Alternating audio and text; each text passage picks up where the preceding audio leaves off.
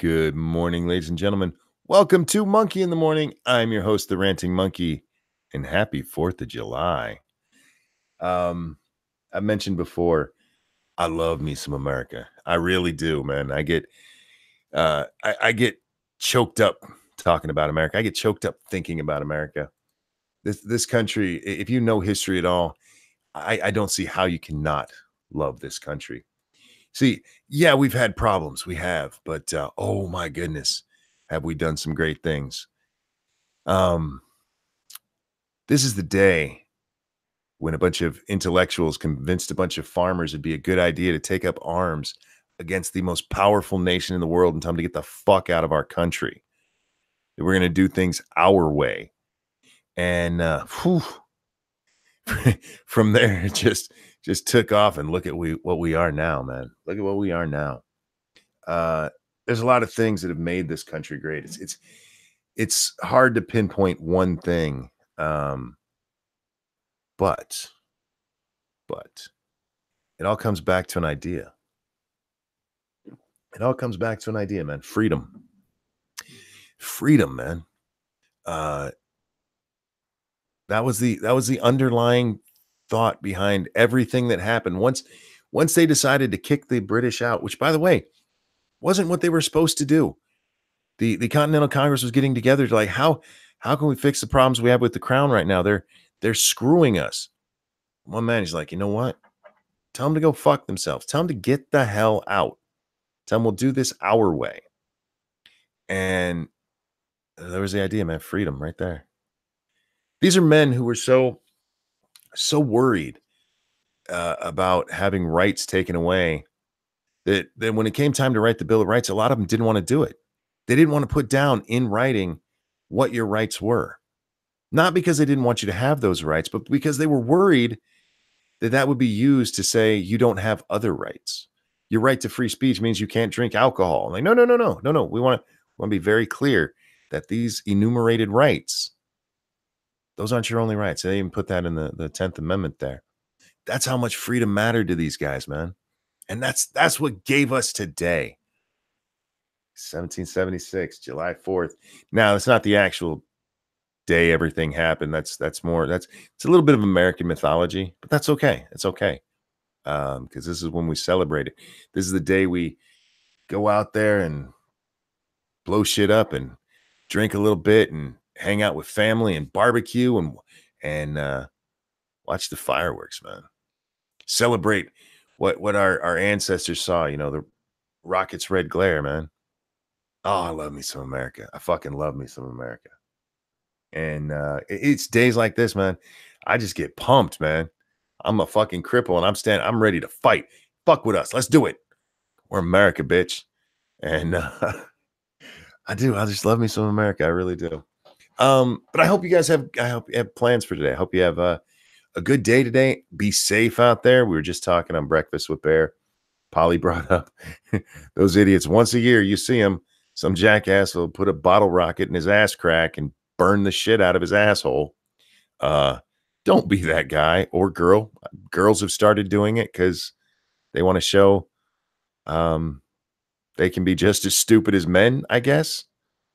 You should never be shooting for the lowest common denominator. You know what I mean? Don't be the guy or girl who goes to the emergency room because you lit your butthole on fire.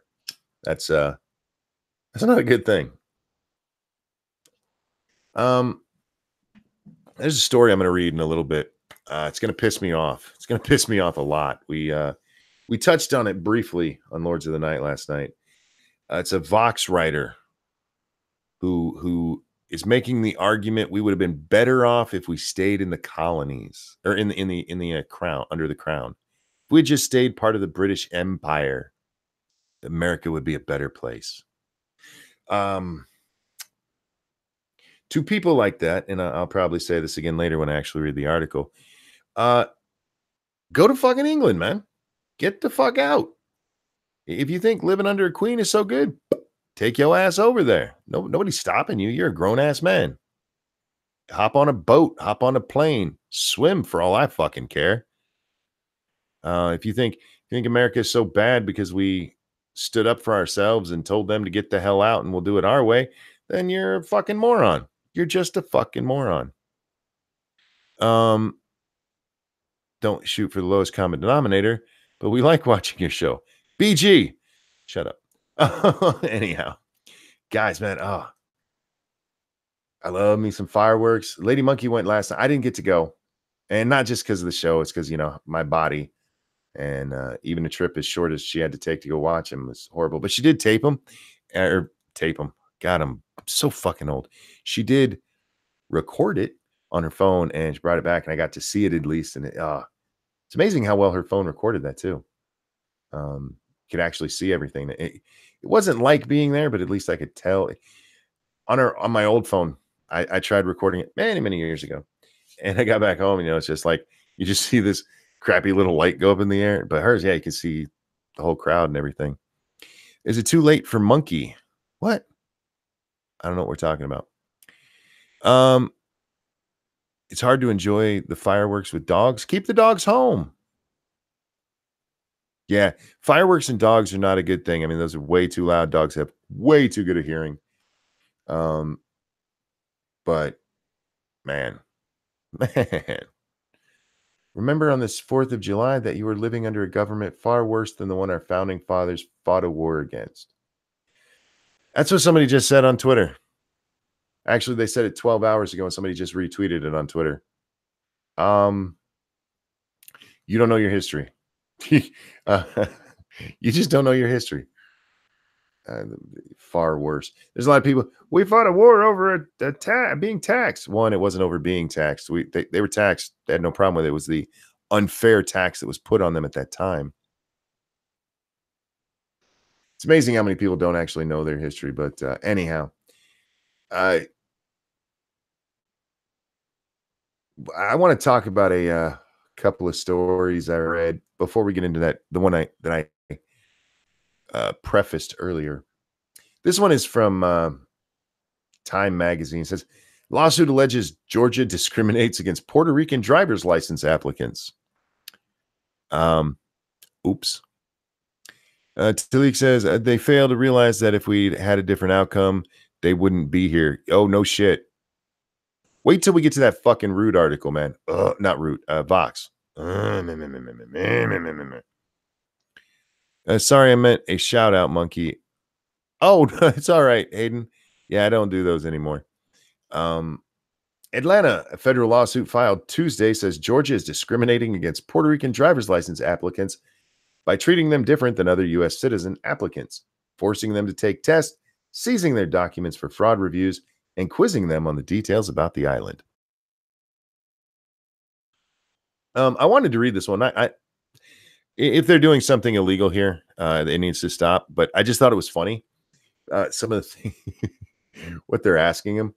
Additionally, Puerto Rican applicants must answer questions about the island, while applicants from the main U.S. aren't required to do anything similar. The questions include identifying what a meat-filled plantain, is that what that's called? Fritter is called, where a specific beach is located, and the name of the frog that is native only to Puerto Rico. That's kind of weird, ain't it? I wonder how they're going to argue and say that this isn't some kind of discrimination when you're giving them tests about their island. Yeah, because if you live in Alabama and you move over to Georgia, they don't go, hey, how many of your sisters have you had sex with? How many of your cousins share the same daddy? They don't ask these kind of things. But yeah, apparently they're being sued. And there's this one guy, his name is Caban Gonzalez. He went to apply for one. They took out, he gave his Puerto Rican driver's license, his birth certificate, and his social security card. And they took it from him and told him to come back another time. They called him. When he came back, they arrested him for fraudulent documents.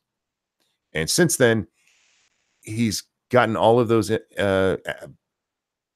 documents back. He sent off to Puerto Rico to have them sent back. And he was able to get a state ID card, but they still won't give him a driver's license. It's just a weird story. I like weird stories like that. So yeah, apparently Georgia I'm gonna blow your fucking mind. Georgia's being discriminatory. Yeah, that's a that's a fucking shock, y'all. This is a good time to remind you guys. Monkey in the Morning is brought to you by you. You can support the channel by hitting that like button because I know you guys haven't done it yet. Hit that like button. Share the stream. That's how we get more people in to watch. Get them in here. You could also toss donations if you want, but you can also buy yourself a nice t-shirt. There's some t-shirts linked below. And also my gaming channel's down there if you guys want to subscribe to that and watch me play The Sims in entirely inappropriate ways. The other story I had. Oh, this one hurts me a little bit. This one hurts me a little bit. Hardline feminist Clementine Ford ties a man, quote, trading hugs for blowing bubbles for his granddaughter to sexual assault in the Me Too movement. Clementine Ford, did she quit her job or did she get fired? I can't remember. She had a different job and she blew it somehow. And now she's working for Yahoo. And she's an advice columnist on Yahoo. Do you guys know who Clementine Ford is? She's a fucking lunatic. But anyway, here's the story. Feminist author Clementine Ford has used her first agony aunt column to liken the actions of a grandfather desperate for affection to the hashtag #MeToo movement. I don't like that desperate for affection part they put in there. An anonymous mother wrote to Miss Ford through Yahoo, asking how she should respond to her father-in-law offering to blow bubbles for her 1-year-old daughter on the condition she gave him a hug. She said her daughter had been playing with the grandfather, who was blowing bubbles for her. When he stopped, the 1-year-old asked him to keep going. The grandfather responded by telling her, quote, "I'll blow you more bubbles if you give me a hug." This is also from mother. "I am furious that he tried to bribe my child with something she really wanted for affection. I said we don't negotiate for hugs," the mother wrote. "How can I best advocate for my daughter in these situations when all I want to do is come down on the other people like a ton of bricks for perpetuating a culture where women feel they owe people affection? That is, their affection is a favor that can be bought." The granddad was just like, "I'll blow you more if you give me a hug," and mom lost her shit over it. I don't know how I feel about this one because I don't think I think kids should be able to say, "No, I don't want to hug you." Like if little butt doesn't want to hug me, her mom's like, "Go hug your grandpa," and she's like, "I don't want to." I'm like, "It's okay if she doesn't want to hug me. That's fine." I don't force hugs on the child. But i- is this is this really an issue? It's a little playtime with grandpa, and he was just trying to get a hug out of the child. It was an innocent thing, and they're turning the bitch. Okay, hang on. Let's get to what she wrote. "Is it any wonder the hashtag #MeToo movement has unearthed so many stories of women manipulated or trapped into activity they don't remember consenting to, but felt ill-prepared to stop?" I want to read that again. Remember, we're talking about a grandpa telling a 1-year-old that he would blow more bubbles for her if she gave him a hug. And this is the reaction from Clementine.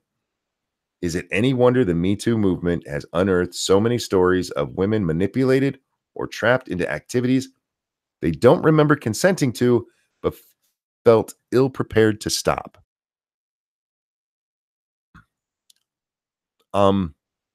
Seems a bit of an overreaction, really. Just a little bit. Miss Ford advised the woman to explain her choices to the family without her daughter present and to remind them 1 in 5 women in Australia will experience sexual assault at some point in their life. It's a grandpa trying to get a little hug from his granddaughter. Many women praised Mrs. Ford, saying they agreed with her stance on teaching children consent early. Quote, "Exactly on point with many conversations I have tried to have with extended family, only to be vilified for it," one woman wrote. "But worth every patronizing comment because from 2 years old, my oldest daughter was already asserting herself with phrases like, "It's my body," and "No, I'm the boss of my body." My own little mini hardline feminist. The fuck are you teaching your kid, lady? Who the fuck does she have to say, "No, I'm the boss of my body" to? The fuck are you kind of but buh. Do you have like nothing but child molesters living at your house? Fuck. But some said Ford had gone too far and is not considering the complexity of intention. Quote, boys often hate kissing their mothers when they reach adolescence or younger. Are moms meant to back off because they're now seeking unwanted physical favors? One man asked. Clementine's point is easy. Let me redo that. Clementine's point is easy to make because it doesn't take the time to consider the complexities of the intentions of the family. Yeah. You're talking about a grandpa who was just trying to get a hug. There's nothing fucking wrong there. And they're treating it like this grandfather was raping this girl. Oh my God. You want if you give a hug for blowing bubbles, that's rape. The fuck is wrong with you people? How do you get this fucked up? Again, I'm all for it. Look, I'm all for children being able to say, no, I don't want to hug you. There's no problem with that. They should be allowed to. But when you have a 2-year-old, this woman said her 2-year-old daughter was telling people, I'm in charge of my body. You need to ask what kind of people you're hanging around. Because I can't think of too many situations where, as a parent, my child at 2 years old could have said that, and I wouldn't have wanted to beat the fuck out of the person involved.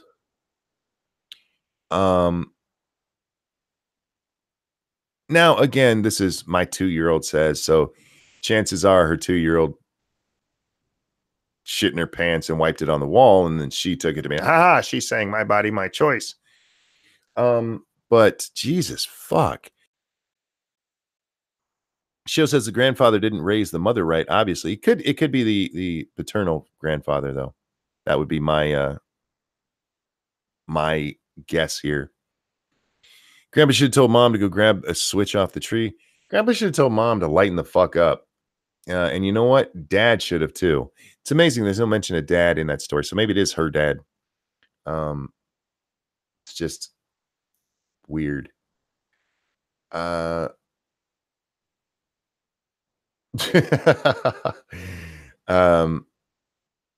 put out a poll today asking, saying America is the greatest country.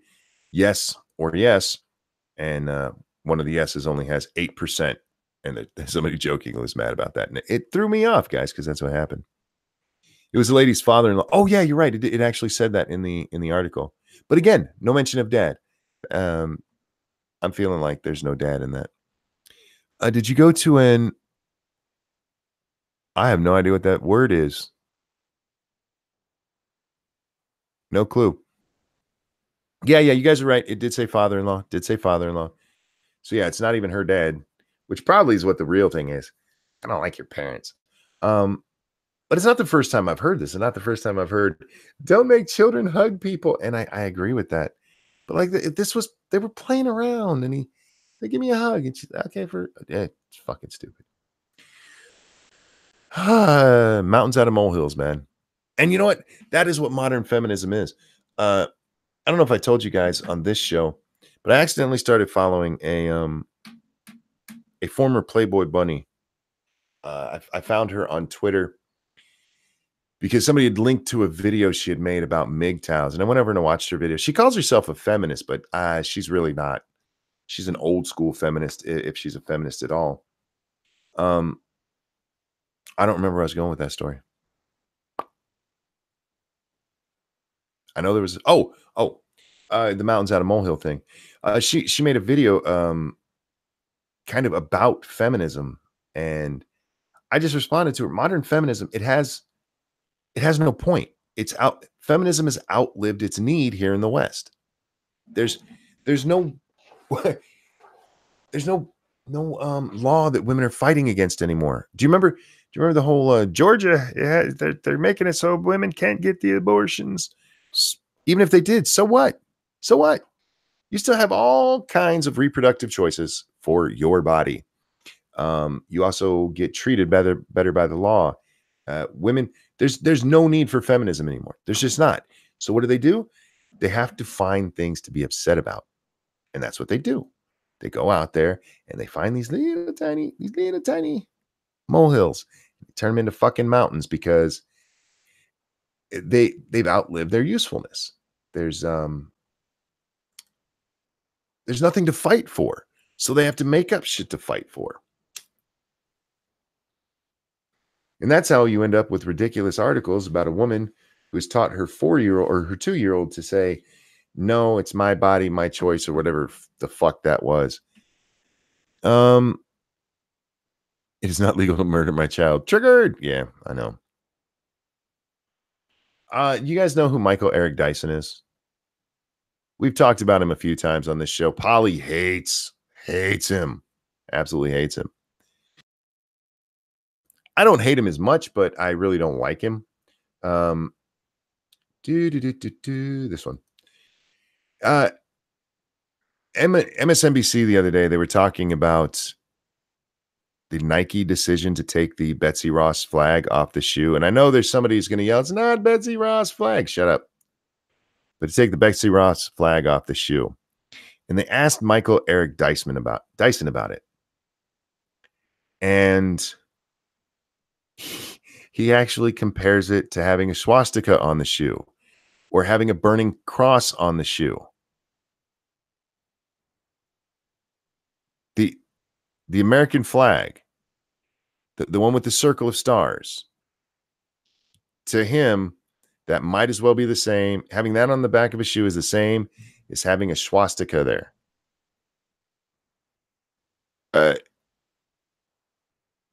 This is another place. Race baiters. Race baiters, they're much like feminists because there was a need for the civil rights at one point. But we've gotten to a point legally where things are as even as they can get. And race baiters have to run around looking. They got to find that racism, y'all. Got to find that racism. So Nike putting that fucking thing on the back of putting that fucking flag on the back of a shoe is the same as putting a fucking swastika there. That is how deep they have to dig to find a fucking problem to bitch about. Because there was slavery when that flag was around. Shut the absolute fuck up. Shut up. And we called this way back when, they were trying to take down the Confederate battle flag all over the place, which, by the way, I don't necessarily have a problem with taking the Confederate battle flag off state flags or whatever. It's up to the states themselves to decide. But when they started doing that, and they're like, "Oh, it was under slavery," many of us pointed out, "Look, the U.S. flag flew over slave states, and they're going to come for it, and they are. And then they're going to come for everything because, oh my God, everything had slavery before." Dog backwards says monkeys found some weird loophole. For what? What did I miss? I feel like I missed. Oh shit, I have top chat on. Sorry guys. Let's get this to live chat. There we are. I'm always curious to know what the vacuum guy thinks about. No, not that Dyson. This is Michael Eric Dyson, who was he was the one that he debated Peter. Who was he? Peterson and was it Stephen Fry versus Michael Dyson and some chick. And Fry and Peterson just fucking destroyed him. It was awesome. Confederate flag is just their attempt to get their foot in the door. Yeah, I mean this happens all the time. No U.S. flags at the Dem debate. That's not entirely true. They didn't have actual flags there, but they did show the flag in the background on the screen there. So they had some of it. It wasn't an actual flag. You're not wrong about that. What did they say on the second day? Only 3 of them had flag pins on their lapels. Yeah, they're Democrats, man. They're commies. Somebody got mad at me for calling them commies. They're commies. That's what they. I mean, they're pushing us to a communist state. They'll sit there and talk about democratic socialism, but it's not what it is. And by the way, even according to Marx, socialism is just these first steps to communism.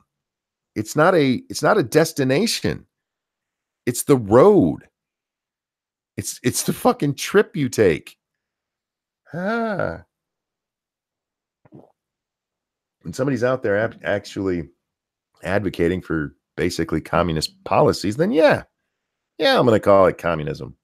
If you don't like it, take it up with the communists. It's not my fault. Pat the monkey, what? Yeah, don't forget, I need a good fundraiser today. What should the monkey won't stick fireworks in his butt fund. How about that? Don't stick fireworks in your butt. Why do people do that? And I understand a lot of it comes from drinking. But it's also usually a lot of young people. It's really stupid. See, living in Texas is just a fun game of fireworks, thunderstorms, and gunshots. Is it? I actually would love to move to Texas, mostly for the weather. But isn't that becoming kind of a blue state again?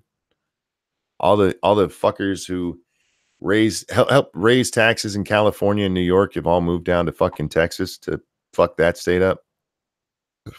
Excuse me, jackasses. They do it because they jackass. Because they do it because Jackass did. Well, Jackass didn't come up with the idea. People have been doing it before that. People have been lighting farts since I was a child, man. And doing the bottle rocket trick. We just didn't have video footage of it back then because we all didn't have cell phones. What else do we have? Good morning, Polly. Hey. I'm glad you're here because the story that I mostly want to talk about, I want you here for.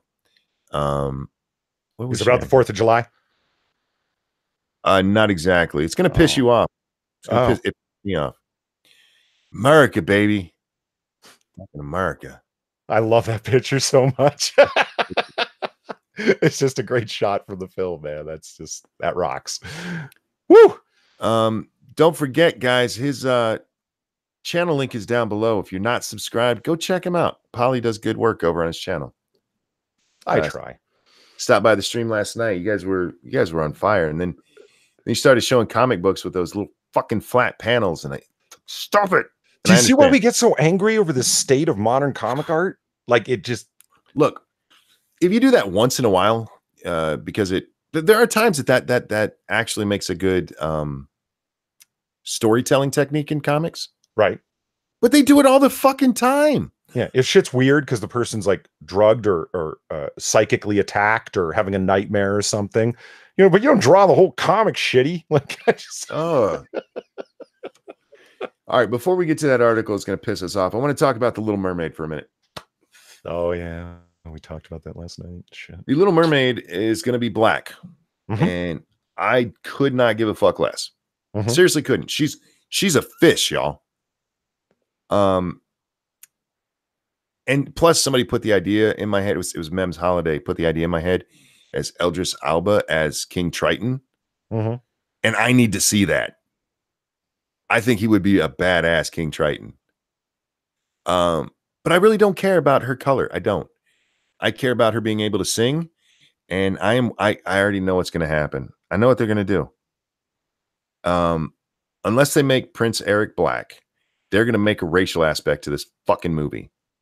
Not only can you not date him because he's a prince and he's got legs, but look, he's also a honky. Or they're going to do what they've done with the other two movies, the last two movies, with princesses. And I think this is far more likely.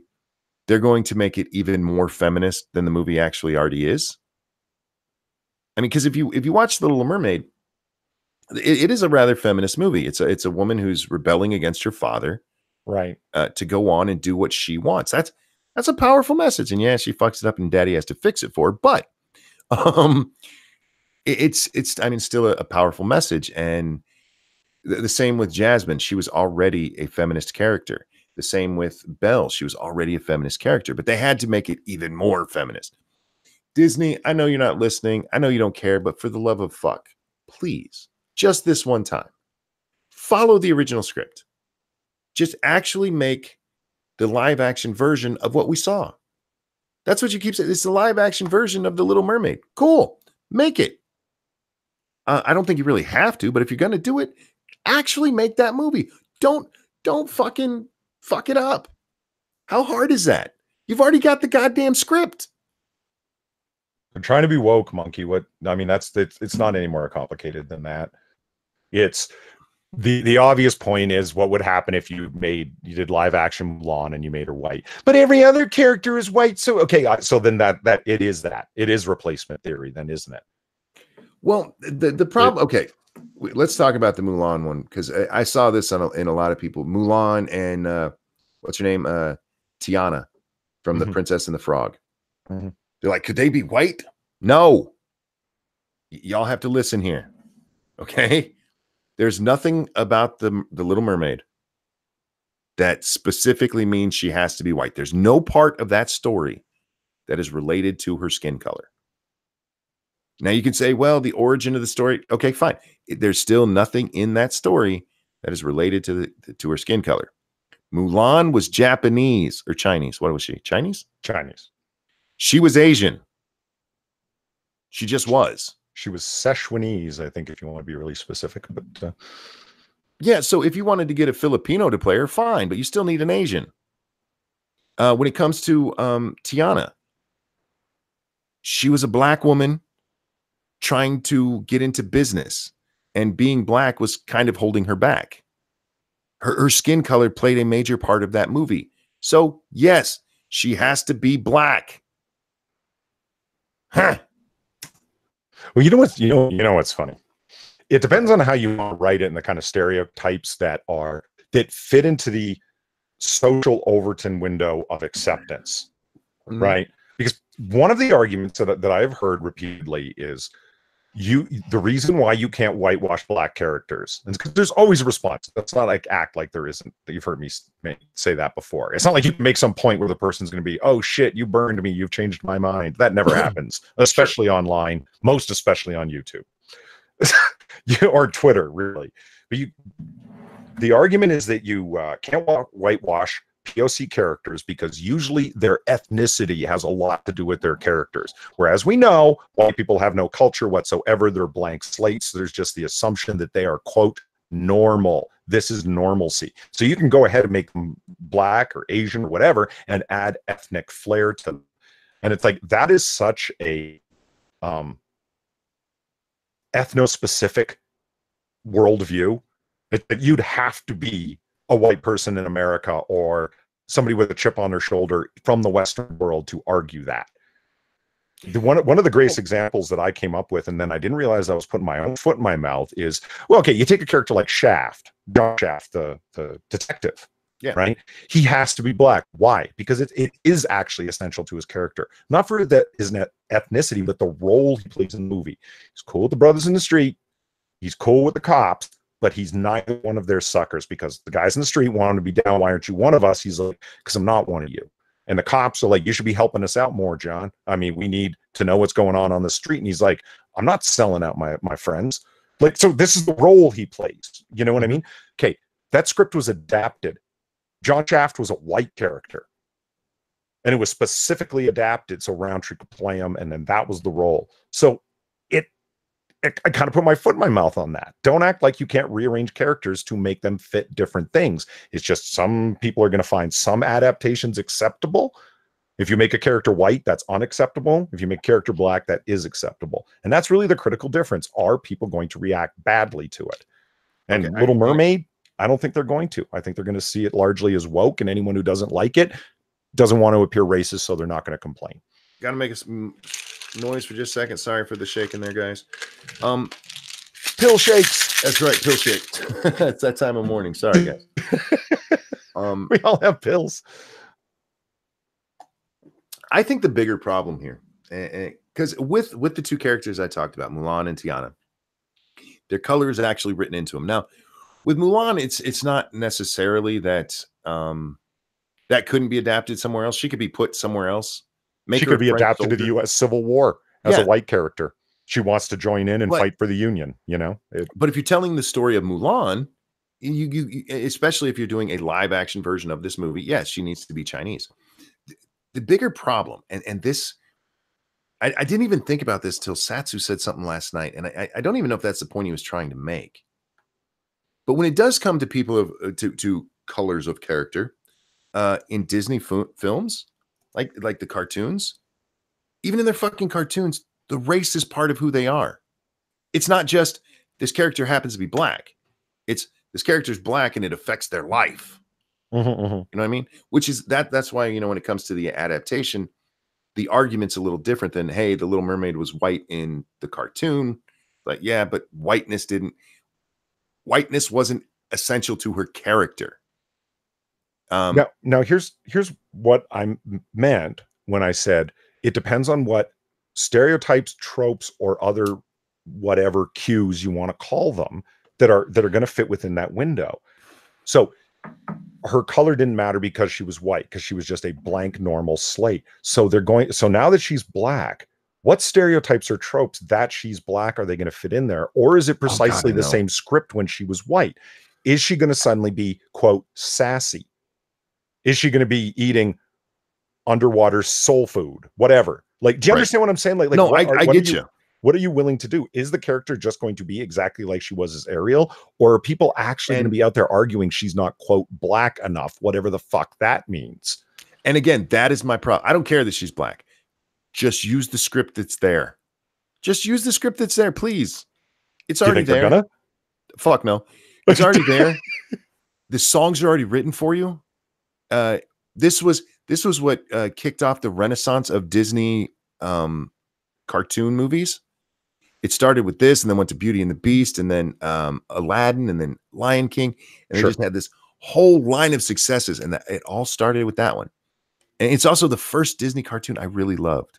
I didn't see, I saw you guys talking about this last night. I didn't see Robin Hood until after I'd seen Little Mermaid. Robin Hood is one of my favorites. I fucking love it. I'm with you on that. At least so.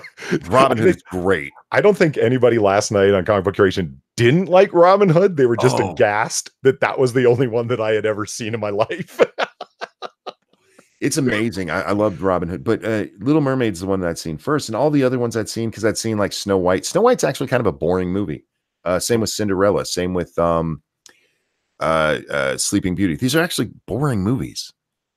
There's not a lot of action that happens in them. They were all hand drawn, and it was a lot harder to do that kind of stuff. And I have to admit, the clips that I've seen, they do look beautiful. The fluidity of the animation is they're beautiful. It is really cool. I see why people endlessly like looking at them for the imagery alone. And look, my daughter loved all of those when she was little, so I've seen them 100 times. But when I was little, I didn't really like them. And the Little Mermaid came out. I was like, this is fucking amazing. And please don't fuck it up. Please don't change anything. Make them whatever color you want. Make them green for all I fucking care. But please, please, please just use the script that's already there. I know you're not going to. I know this is falling on deaf ears. But please. Well, okay. Huge point TOS makes. It's like not just the cartoon, but the fact that it was written for children of Denmark, which, obviously white children. Yeah. Again, that is the origin of the story. That is, and I mean, yeah, but there's an argument to get out of that really quickly. Well, yeah, but it's really adapted from the original story a lot for the Disney films. So why can't we adapt? True. Like, there's nothing you can ever say to convince anybody that what they see as ideologically sound isn't. Like, it's. I get you, and I understand the point they made, and I actually brought that up when I started. Yes, it was written there, but again, there's nothing in the story that makes her have to be white. It's not like she can't dance, Is that going to be the stereotype? Suddenly she's able to dance on her two. I hope so. Well, I fucking hope so. She's eating underwater chitlins. I don't know, but please, just the script is there. Nothing about it has to be racial at all. Please just make it that way. And we talked about this last night too. There's already been a black adaptation by Disney of Cinderella, and nobody cared. Well, actually, you know what? Midnight in Exile brings up an interesting point. What's that? The stereotype is that black folks can't swim, is it not? Oh, that's true. Yeah, but she's not a black person. She's a fish. fucking mermaid. Yeah, she's a And fish. It's true. mermaids can swim. But seriously, I need Eldris Alba to be King Triton. I think King Triton is her father's name. I've seen him, but I don't. Yeah, it is. It's King Triton. No, wait a minute. What? The big angry fat black woman is an all too common stereotype. Is the angry octopus legged fat bitch who steals her voice, is she going to be like black as well? Or? I would almost assume she has to be. Wasn't she played by a black person in the movie? No idea. You mean like the voice? Yeah. No idea. Let's see who voiced. We probably have a Disney file in the chat who could tell me, but I'm gonna look it up. Ursula, there it is. Who's the voice? Was it a white woman? Pat Carroll, yeah, it was a white chick. Okay. So we'll see. But yeah, get some man, you know who would have made a great one? Della Reese. Oh, it's too bad she's passed, didn't she? Yeah, I think she is. I actually triggered, like pre-SJW, triggered somebody by I was watching Harlem Nights. Oh, I love Harlem Nights. Right, and Della Reese is in it, and Della Reese is playing who she's playing, a madam, a prostitute madam, and she's harsh spoken, and you've seen the movie, right? Yep. Now, all this girl had ever known of Della Reese was a TV show called Touched by an Angel. Yeah, where she's playing like apparently this extremely nice older lady, and then she's like, "You shut up, you blind motherfucker! You kiss my ass!" Like she couldn't watch it. Like it was about 20 minutes. She gave it the good college try, but she's like, "I can't watch this. Della Reese, I loved her so much. This is horrifying." I fucking love that movie. That movie's my pinky toe. That movie is underrated. Well, yes, it has a certain amount of camp to it, but it's supposed to. You're not supposed to take that movie deadly seriously. It is just good, clean, idealized fun. What? The problem is the Arsenio Hall scene, the crime. Yeah, that epitomizes what's wrong with that movie to me. Because you're right, it's campy. It's an old time gangster movie. Yeah. But there are times it just goes over the top, where the rest of the times it plays it straight. Right. So if they got rid of some of the over the top shit, I think it would have been fine. I think it would be seen as much more of a classic. But yeah, I fucking love that movie. Yeah. And Della Reese, speaking of that, if your friend would have watched the whole thing, at the end, she was a sweet woman in that thing. Yeah, she was she was being the way she needed to be to survive in the environment she was in. Underneath it all, yeah, she was well, what's his name? Richard Pryor, Sugar Ray even says, like, I know she comes across hard, but underneath it all, that's just a sweet old lady. And it was, yeah, absolutely. And she was. That little old boy. After he shot her fucking pinky toe off. Well, she was going to cut him with a razor. I mean, I don't really blame him. Hey, it was a fight. Oh, you want to hit somebody with a garbage can? Oh, that fucking movie. See, now that fight, that was goofy enough to still fit in without breaking the theme. But that Arsenio part, man, Jesus Christ. Yeah, it just, because it goes on for minutes and minutes and minutes of him crying. That's not 30 seconds of funny. It's just, you should have noticed it in editing and really cut down. Like, I could do like a fan edit of it and make that a lot less abrasive, Or realize just because he's your friend, you don't have to put him in every movie. Look, I don't hate Arsenio, but he can't act worth a fuck. No, he can't. But all he really had to do was be angry that his brother Tommy was killed and thinking that it was Eddie Murphy's character Quick that had done it, and it wasn't. Like, all he needed to be was the guy who went after him, and then got killed, and that's it. Spoilers. All right. Yeah, if you guys have not seen Harlem Nights, definitely check it out. It's a fucking great movie. You ready to get pissed off? No. Well, I'm gonna do it anyway. Okay. Is this Little Mermaidisms? No. Oh. Okay, well, I got some Little Mermaidisms that we'll come back to because it's only tangentially related. It's related to nuttery out there. Your boy Pat, good morning, sir. Happy Independence Day to you as well. And yes, to those who've joined us since I've said it last, happy 4th of July, guys. Happy 4th of July, everyone. Man. Hey, Pat. What's up? Man, yeah, this is the day we told the British to get the fuck out. It's from Vox. Dylan Matthews over at Vox. I can't even read this without getting pissed off. 3 reasons the American Revolution was a mistake. Hold on. Okay, I see what you mean about me getting mad. Yeah. Johnny Hellcat, thank you so much. New Ariel has a big face. She really does. They could have got a more attractive woman to play her. This is Vox, you said? Vox. Yeah.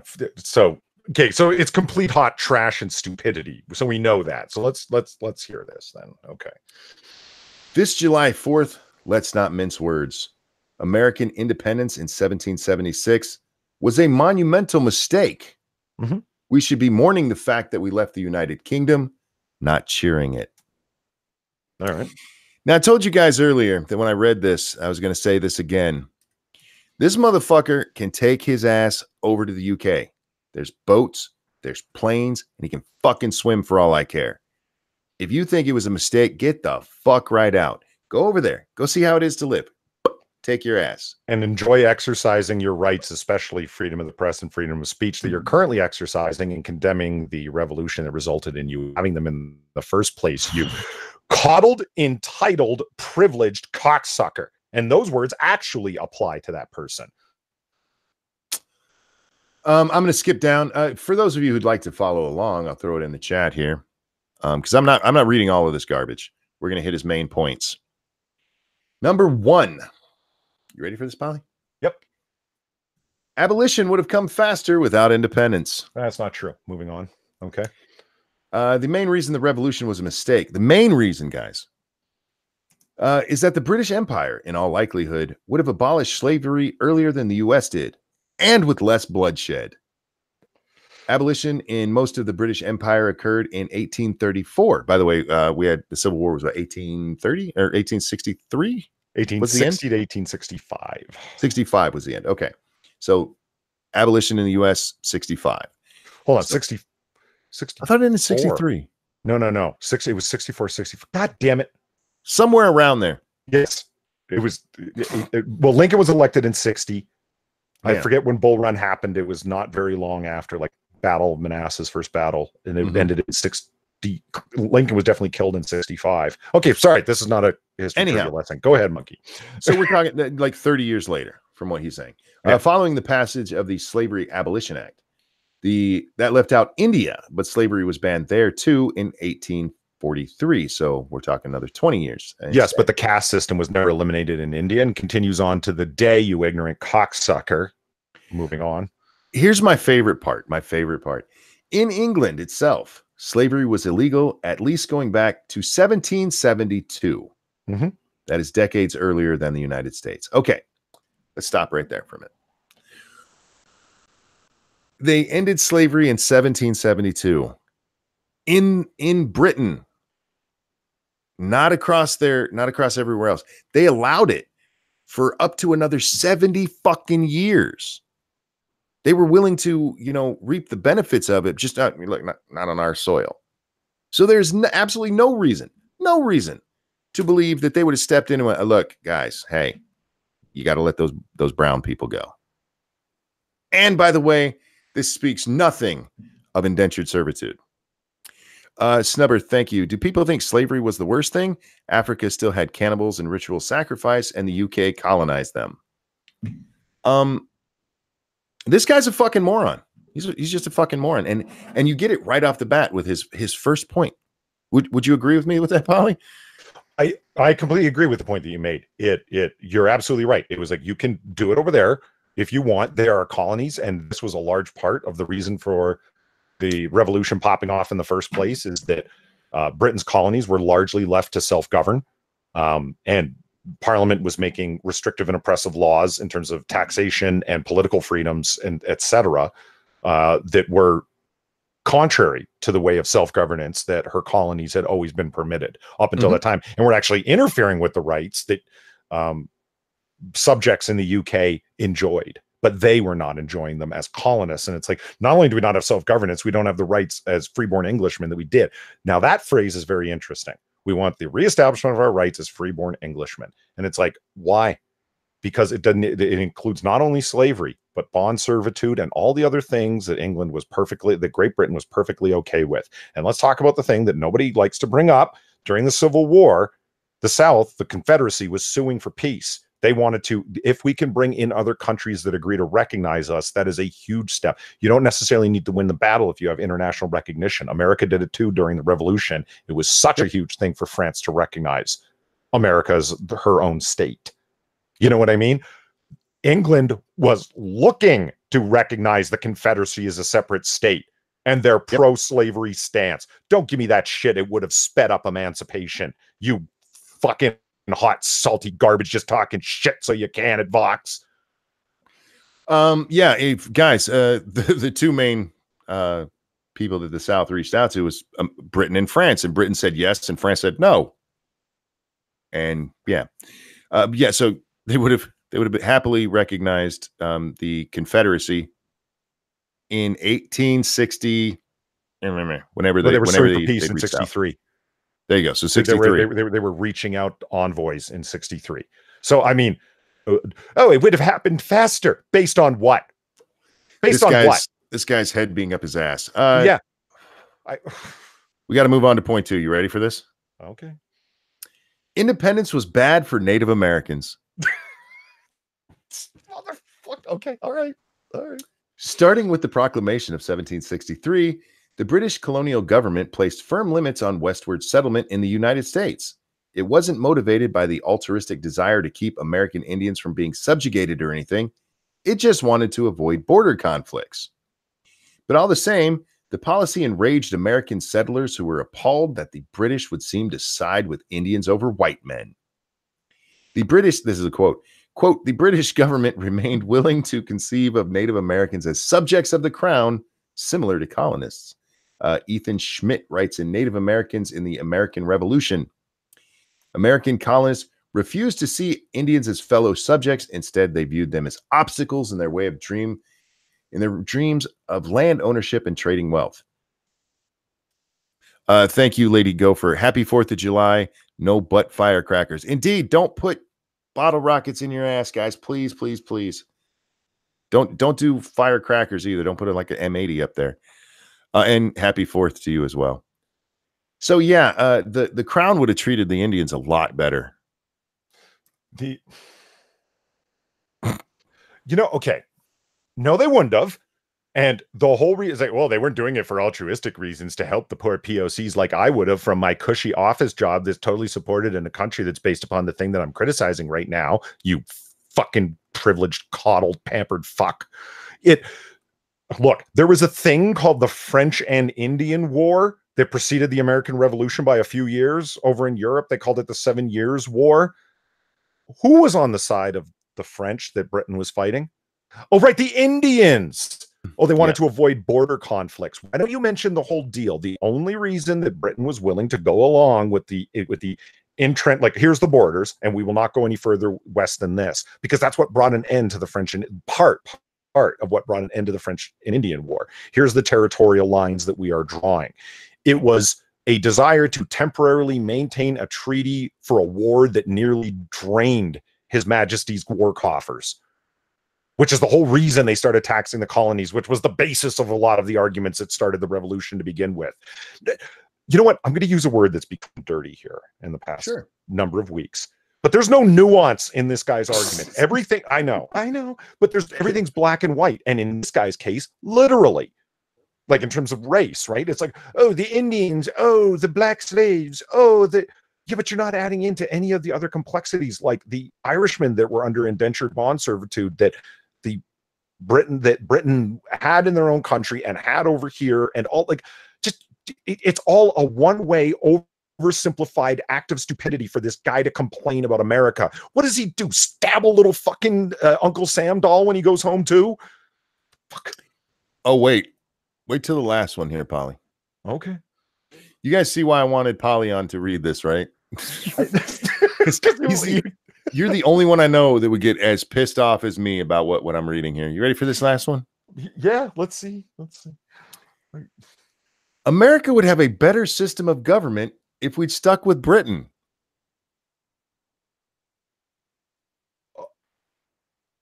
How? Okay, what is it? I mean, maybe, and like we're entering into a historical nonsense, right? But okay, what's their basis, or his, her, they's, zer's basis for saying that?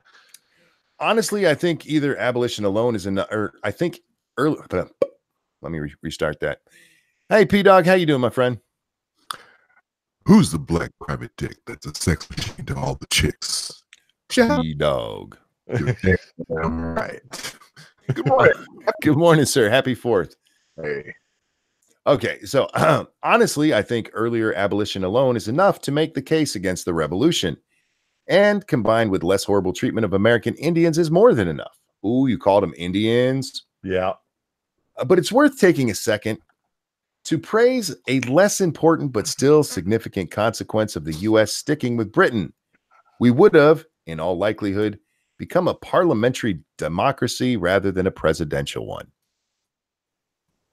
Yeah, okay. I'm waiting for them to justify the supremacy of one over the other in terms of political systems. Go ahead, Monkey. And parliamentary democracies are a lot better than presidential ones. They're significantly less likely to collapse into dictatorship because they don't lead to irresolvable conflicts between, say, the president and the legislature. They lead to much less gridlock. All right, that's it. In the U.S., activists wanting to put a price on carbon emissions spent years trying to put together a coalition to make it happen, mobilizing sympathetic businesses and philanthropists and attempting to make bipartisan coalition. And they still failed to pass a cap and trade after millions of dollars in man hours.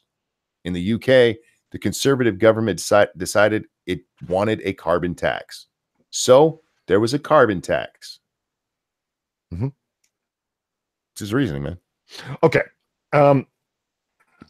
It's not rarely that I'll pull out credentials, but okay. Being a political science graduate student, as I am, a doctoral student, I've read the studies many times. It's been done over and over again, and the issues considered resolved. Presidential systems are more stable than parliamentary ones because they lead to factionalism. They're less likely to result in dictatorships. That's a load of fucking garbage. Let's think of a parliamentary system that led to the most nightmarish dictatorship of the 20th century. All right, Adolf Hitler came out of a parliamentary system and he was voted into power, didn't he? Yeah, he did. Okay, do you want to talk about every nightmare little parliamentary system that devolved into horrors throughout Africa, throughout every post-colonial nation throughout Africa? Want to talk about how many parliamentary systems throughout the West Indies devolved into nothing and broke into fighting? I mean, the issues resolved numerically through scientific analysis, like literally over and over again. Do you have a parliamentary system or a presidential system? I don't think one is better than the other. It's a question of what the people want and what functions there better. Clearly in the United States, a republic, a presidential system, is a better body to govern. Canada can make their own decisions. Australia can make their own decisions for what they want to do. And over time, you can see which one governs better. But for a people just entering democracy for the first time, and the question is what will be the most stable? A presidential system with limited parties. That is far more stable. The issue is resolved inside of political science. No one even debates this. Why didn't you look that up, Vox? Because it's Vox and they're morons. Let me ask you a question, Polly. All right. Being a political science and historian sort of guy, when did Great Britain turn into a parliamentary system as opposed to a monarchy-dominated system? Do you know? Well, are you asking when did the monarchy really lose its power as a monarchy? Yeah. Oh, gee, slowly over time. I mean, if you want to point at the Magna Carta, that would be the beginning of it. The English the English Civil War would be the next part. Okay. Yeah, like their history is from the mists of time, man. You can't. There was no point, because the Queen still has to approve an election. Governor generals still have to approve elections in former Commonwealth countries. They still haven't completely lost all their authority. So it, like, I mean, So the revolution, like in 1770, when it popped off in 1775, it was Parliament and Lord North's government that was pushing that. King George was fully behind it, and he had a lot more authority than the king would have today, but it was still a parliament's war. Okay. The reason I ask is he makes a claim that, things would have been different, slavery would have ended sooner, blah, blah, blah, blah, blah. There's no evidence of that. And here's the thing. If we had never rebelled, Great Britain would have become more powerful, just strictly from the resources they could strip from this country. Yep. And if they would have continued to do that. And so what the hell would have changed over here? It's not like they, Hey, it's not, hey, dog. They didn't abolish slavery, yeah? You are roboting pretty bad, bud. Really? I've got a shitty mic. I remember all my shit got stolen. Hang on. Yeah. Let me figure this out. No, I understand the point you're making, though, that it's what changes would have resulted. And who said they're historically illiterate over at Vox? Somebody said that in chat. Ryan Walters. And Pat Willfully. said this is, and your boy Pat said this is just them virtue signaling. That's all it is. I'm getting really angry at a very simple thing. And somebody being that ignorant and making claims that are that wrong, you're goddamn right, that gets me upset. Look, this was obviously a piece meant to do this to people like you and me. My problem is there's people out there are going to go, that makes a lot of sense. And this is what we should be striving for anyway. Because of the two, of the three things, the first two you can't do anything about. You can't.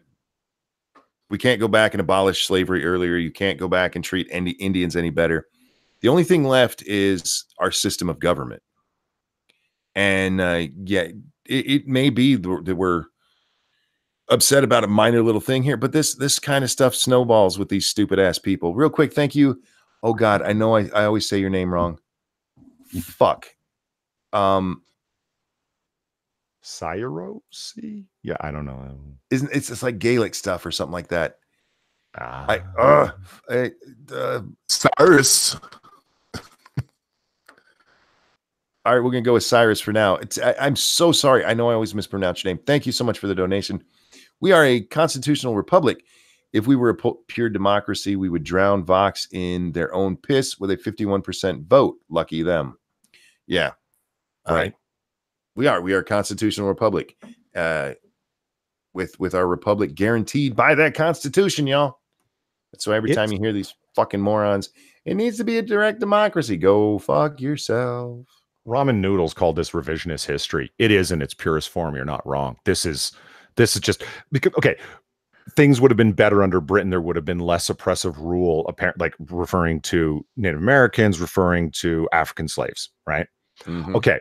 But African slavery wasn't common throughout all the colonies. As a matter of fact, the first elected black man to office happened in the North in the early 1800s. Not a lot of people know that. I mean, it's just like the list goes on. Like, this is a very oversimplified view of it. And you're talking about Britain would be less oppressive. Why don't you talk about their colonial ownership of India into like 1960s and their colonial ownership of all of their colonies throughout Africa, as well as all the other European nations? Notice the examples that the person brings up are like, this is an ethnocentric view. I haven't left my office in years. I only hang out with my friends at Starbucks. I'm pampered. I'm rich. I'm fine.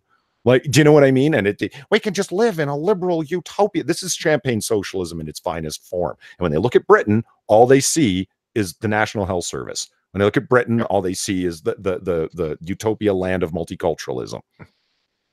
Yes, Britain would have stopped exploring the West and would have been much kinder to the Indians because, they've done that everywhere else in the world, right?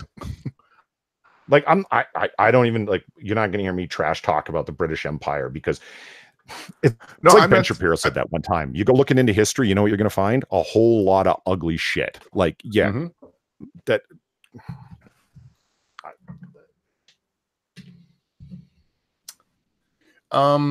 presidential systems are less stable. we have the longest lasting constitution in the Western world. Go fuck yourself. I threw a link in the chat there, guys. CNN has posted can you pass this U.S. citizenship test? It's only 10 questions. You should go check it out and see if you can figure it out. I got one wrong so far because I clicked, my finger clicked. I was going for the right answer and screwed it up. You sound like what's his name? That gamer was. I only lost because the controls were sticky. They weren't responding. Fucking lag time. No, it was true, but I still got 9 out of 10. And if you want, I will show you my screen to prove that shit. No. 10 no, I'm doing it anyway. Oh, all right. 9 out of 10. 9 out of 10, y'all. All right. I'm a naturalized. I could be naturalized as a citizen. There we go. I'm gonna see if I can get a bigger one. There's like 25 question ones out there. I'm gonna put myself to the test. Well, those are really simple questions, and like the one I missed was what the name of the national anthem is. I know the name of the national anthem, right? I just my finger twitched. I'm crippled, Polly. Do you know the most popular national anthem before the Star Spangled Banner? No. Really? My land 'tis of thee. Oh, I think I've heard that before. Yeah, there was I mean, traditions solidify over time, right? And eventually are considered official. But for the longest time, like Star Spangled Banner was around for a long time. It absolutely was. But for the longest time, the most popular song was "My Land 'Tis of Thee." And it didn't seem to bother them that it was based on the melody of "God Save the Queen." Didn't really, whatever.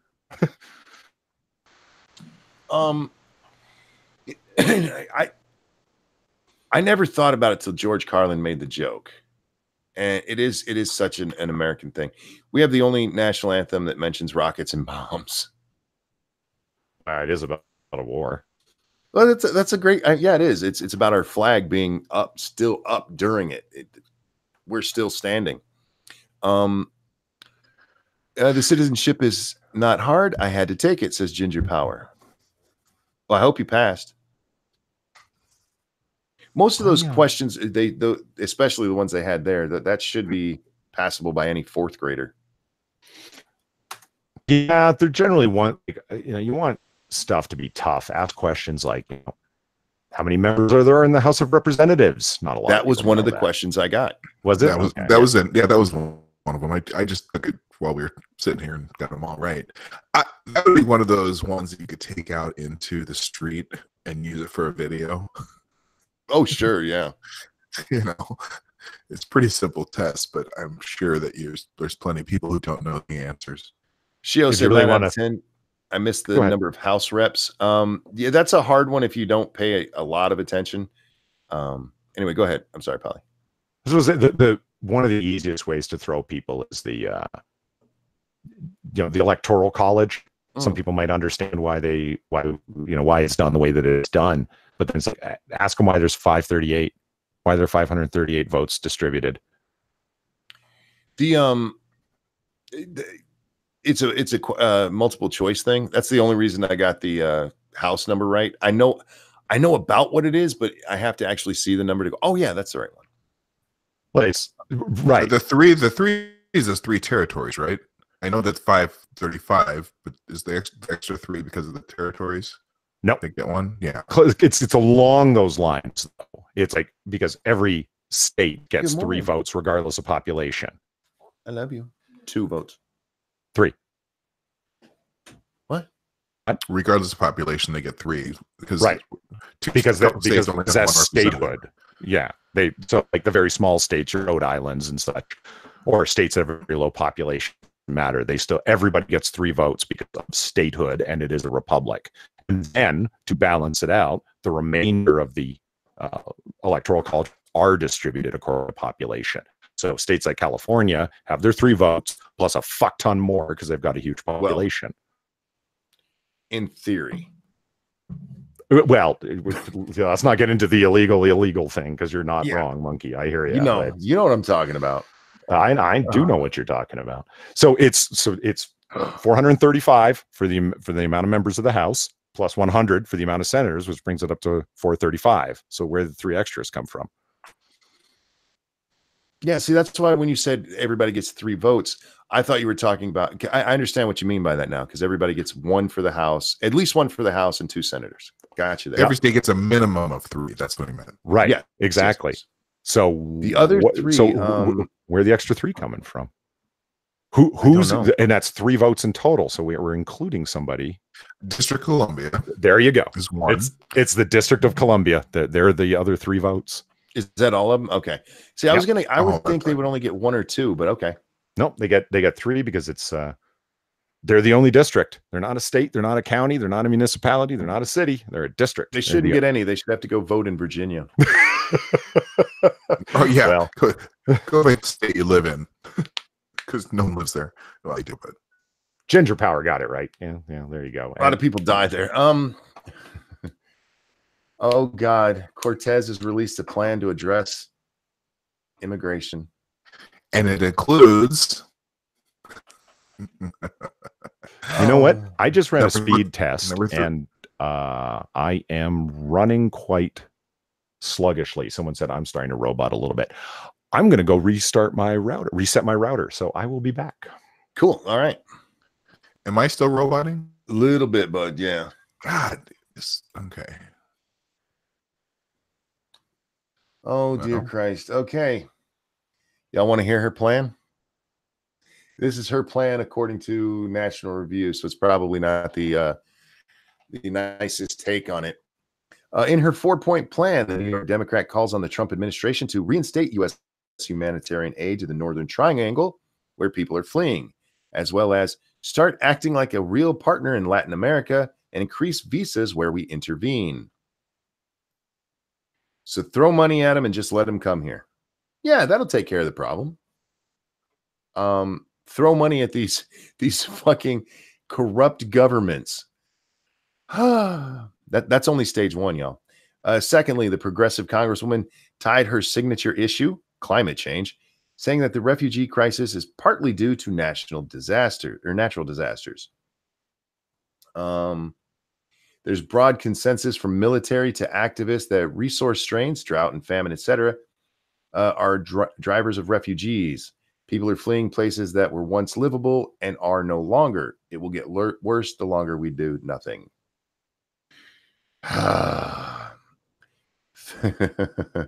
Third, Cortez called for repealing the laws criminalizing crossing into the U.S. without proper documentation. We have to take those proceedings out of the criminal code and into the civil code. Torture accomplishes nothing.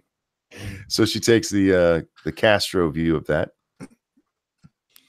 And let's see. Finally, the Congresswoman proposed large-scale public investments to spur job creations for citizens and immigrants alike. Oh, you mean like that Amazon plant you got shut down? Right. Basically, she's saying, if you read that, she's saying, oh, the Green New Deal will solve the immigration crisis. So we need to just let them in.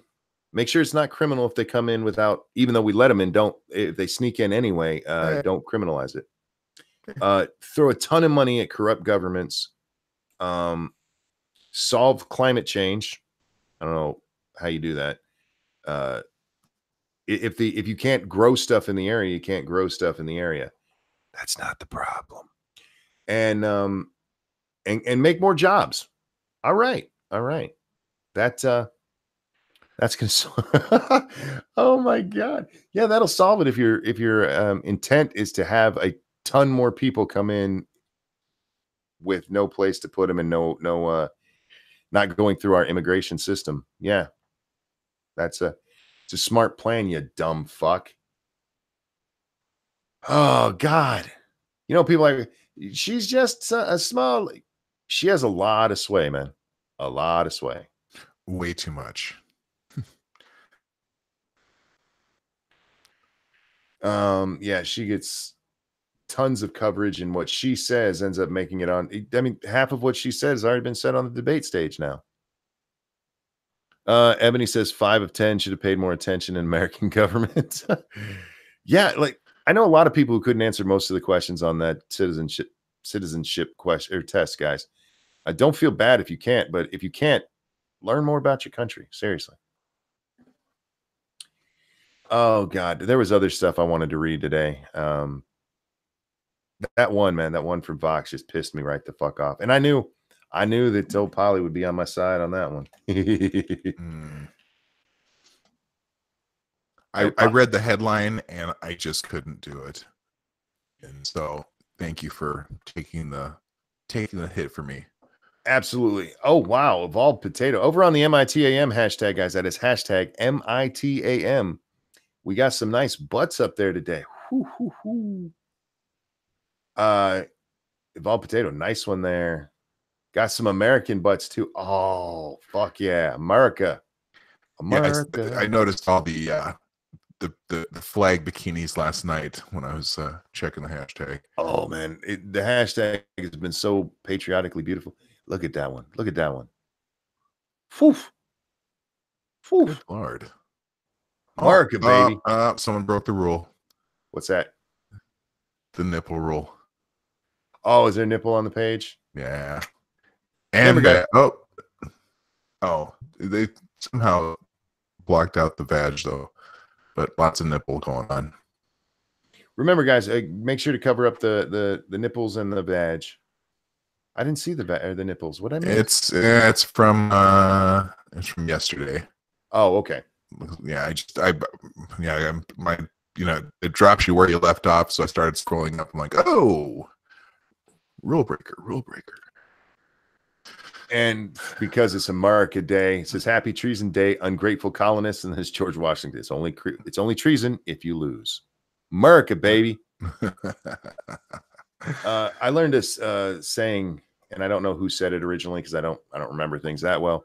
But watching the movie JFK, there's the guy playing Garrison. Who is it? I can see his face. Field of Dreams and God, Kevin Costner. When he's playing Jim Garrison, he says it said treason doth not prosper. He goes, why? Because if it does, you dare not call it treason. Absolutely. That wasn't treason, y'all. That was rebellion. Okay. Now, go ahead. Just real quick. I got a favorite. The one that says, believe in something, even if it offends Colin Kaepernick. Yep. I just like that one. Just do it. I just scrolled down to that one. That's awesome. With the Betsy Ross flag in the background.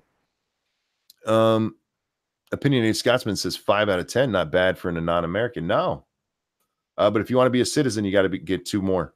Got to get 2 more of those. Oh, good morning, Nuts. Somebody just said good morning. I didn't actually see you come in. There she is. Good morning. Yay. Sorry, guys. I'm not watching chat as much as I should.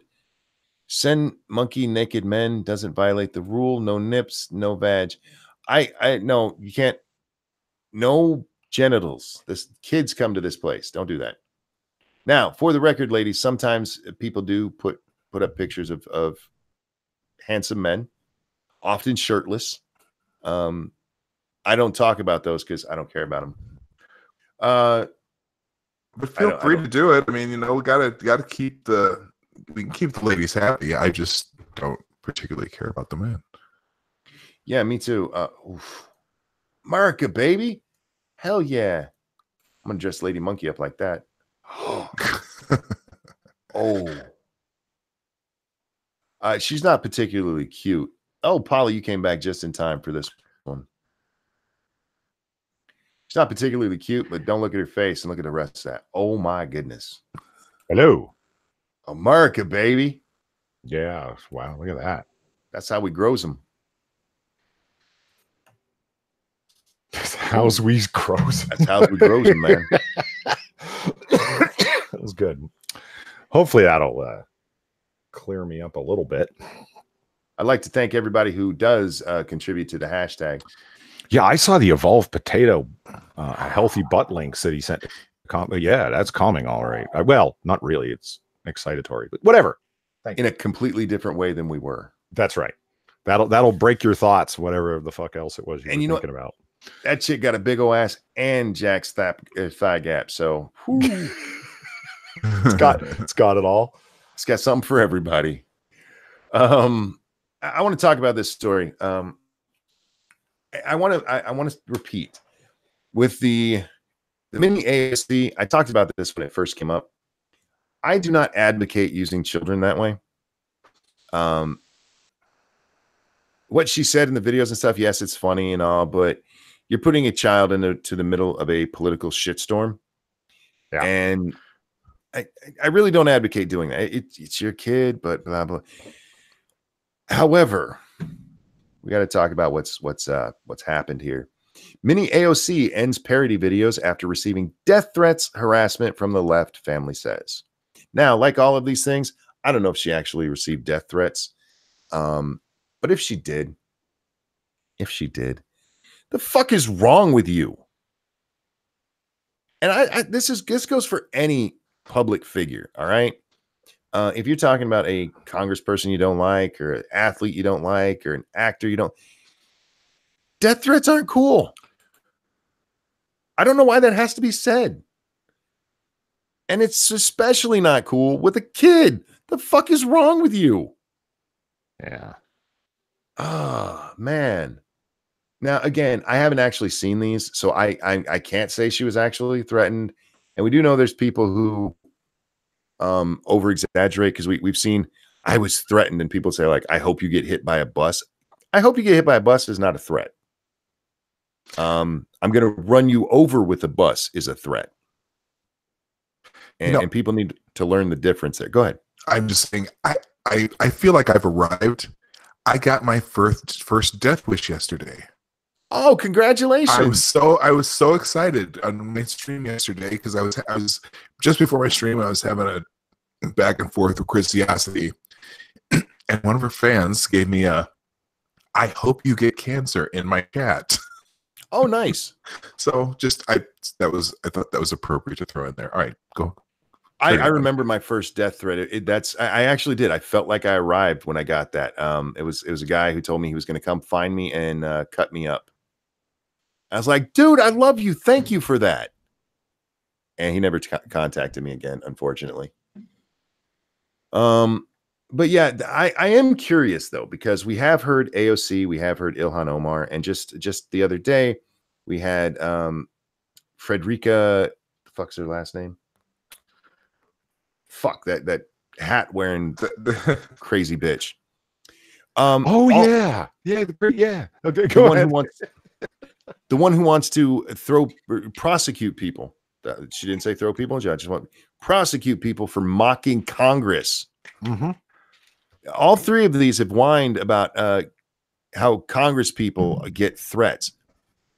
If I'm going to believe you, I have to believe this chick. All you fuckers need to come out in defense of this little girl and stand up for her. Frederica Wilson, thank you. Florida. Frederica Wilson. I tagged all of them in this story, and I doubt they're even going to pay attention.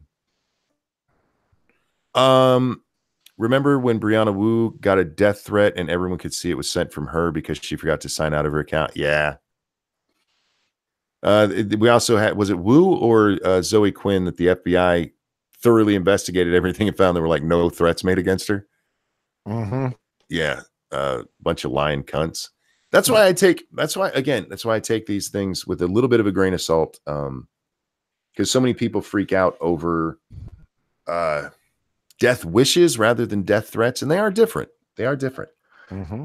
I would imagine, though, as rabid as AOC fans are, that her parents possibly could have gotten death threats. Yeah, I know there's a difference between death threats and death wishes, but still, I'm sure that they were very, very intimidating death wishes, not just that. Well, sure. Look, threats.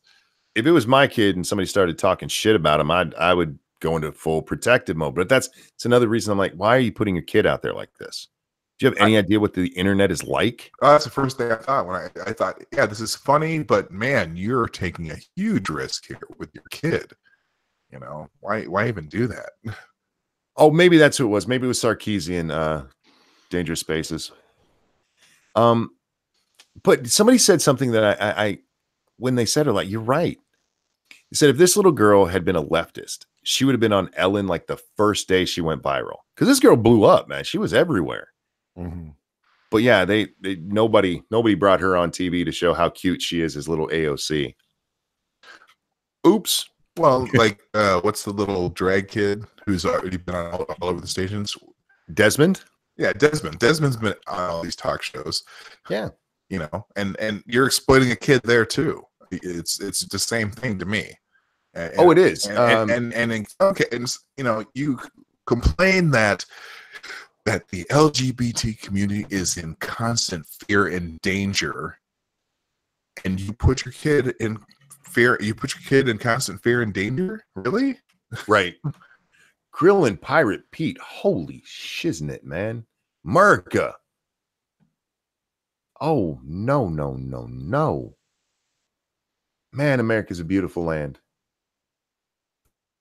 Land of the booby. Anyway, hang on. Are you saying that the media has a political bias? Surely you jest. I know. It was a joke. They don't. I guess that crazy Congress lady will want Alec Baldwin jailed first. Then no. Only from the right, as far as I know. Because again, if you look at what Frederica Wilson said, this little girl should be prosecuted. Yeah. Do you guys get that? Oh, she should be in jail, right? Yeah, She mocked Congress. She should be prosecuted. And remember, she didn't say jail. It could just be a fine. Just want to be clear there. She should be prosecuted. She made fun of Congress. It's a kid for... Oh, fuck. Fucking hate these people. Anyhow, I didn't want to talk about that story for long because it's just going to piss me off. Because I don't... the double standards out there break my brain, y'all. Well, we all know what the congressperson meant. It's like, I don't want people that criticize Congress to be the subject of the power of the state. I want people who criticize Congress in a way that I don't like to be visited the power of the state upon them. Like, she wants ad hoc law. That's dictatorial power. I just want that one, and that one over there, and I'll get back to you tomorrow about that person.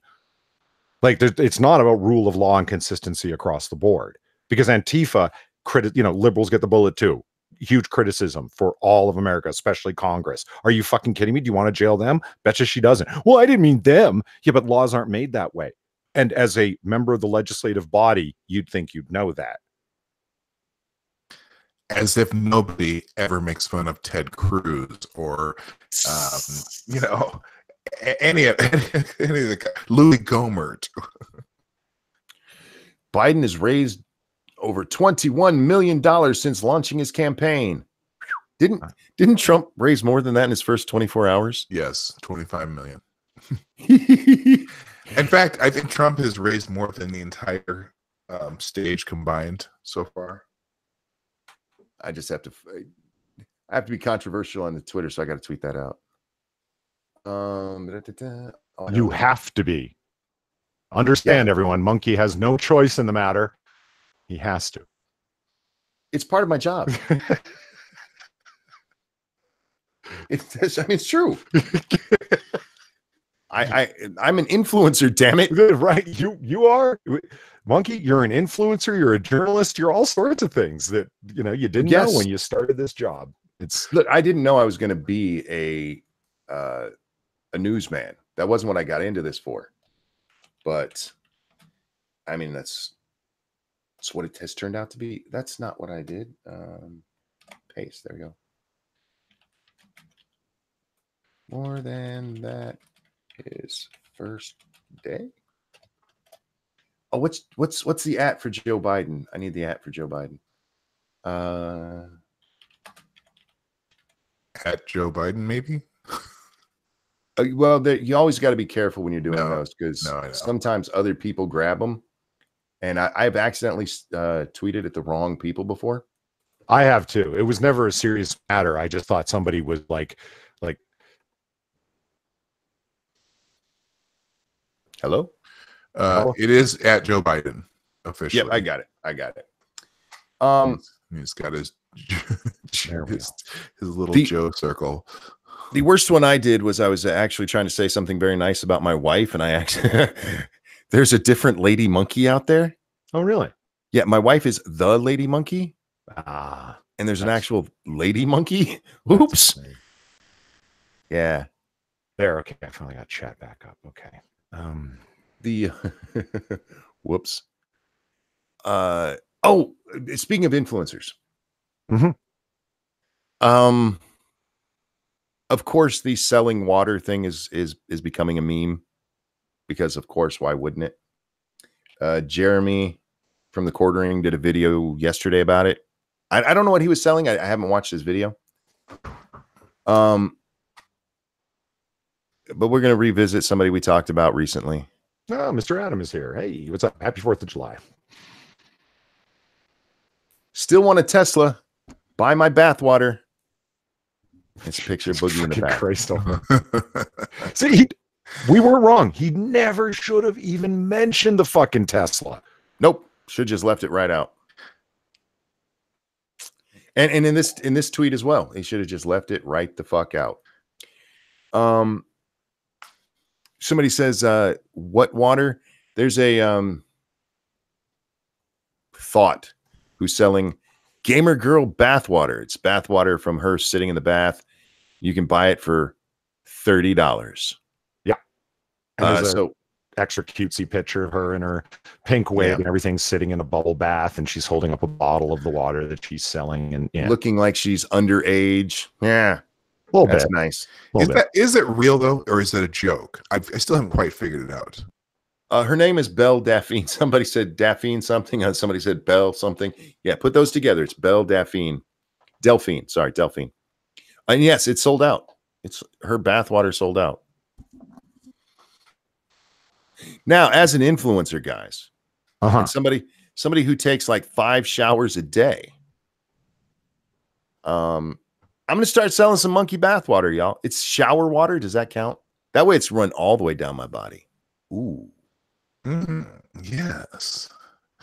Who wants some? I'll even get the stuff that comes right off my penis if you want. No, I don't want that. But I'm an influencer. Well, I'm sure the stuff that came off your soapy ass crack would be much more popular. So I could do that as well. Look, I'm a giver. I'll do it right off my nipple. Whatever you want. Only, let's see, she can get $30 and she looks like she's 10. I'm 40, so $120 a bottle. Peter, I bought her bath water. I pissed in it and sent, then returned to sender. Yeah. Yeah, and it's sold out because there's weird men out there who like, yeah, I'll buy the water that the chick who's trying to look like her trying to look so young. That is bothering me, man. I get that she's trying to look young, but like it also just strikes me she's also just trying to look very anime-esque, and that's the way a lot of girls in anime look. Okay, she puts on the anime, but she's done that in other pictures too, where she's not dressed like a little anime person. This is the girl who got dentures just to look young. Yeah, I hear you there. Yeah. Are there a lot of dentures in anime? Or not dentures, sorry, braces. Yeah, that's what Are there a lot of braces in anime? No, you got a point about that one. It's pretty intense. Ranting monkey water, get closer to the monkey butt than even lady monkey gets. That's actually that's a good line. Wang water, the name sells itself. I know, right? I'm telling you guys, I could make a killing. Buy my $120 bath water. Now, if somebody actually offers me $120, I got to do that. But yeah, I guarantee some asshole would buy it. I want to get big enough that people will buy my bathwater. Like here's Ranting Monkey's bathwater. It might have some of his DNA in it. Skin that sloughs off, not like jacking off. And I'm not jacking off in water for anybody. I've jacked off in a cup once, and that's because it was required by the doctor to make sure that my vasectomy took. And I live so far away because they don't do it in office there. You know what you have to do to keep it warm enough so they can get a good test? Yeah, you have to drive there with it under your arm. Yes, so I drove to my doctor's office with a cup of sperm under my arm. This is the educational portion of the show, ladies and gentlemen. Yeah, nuts. Thank you so much for, hey, hit the like button, guys. don't forget to follow these gentlemen. And gentlemen, remember to shill yourselves, or Christ. nuts can shill. Feed a monkey, wash a hobo. Why do I still have the picture of Boogie on my screen real big? Ah, damn. Can I share something real quick? Please do. Good God. Here's another one.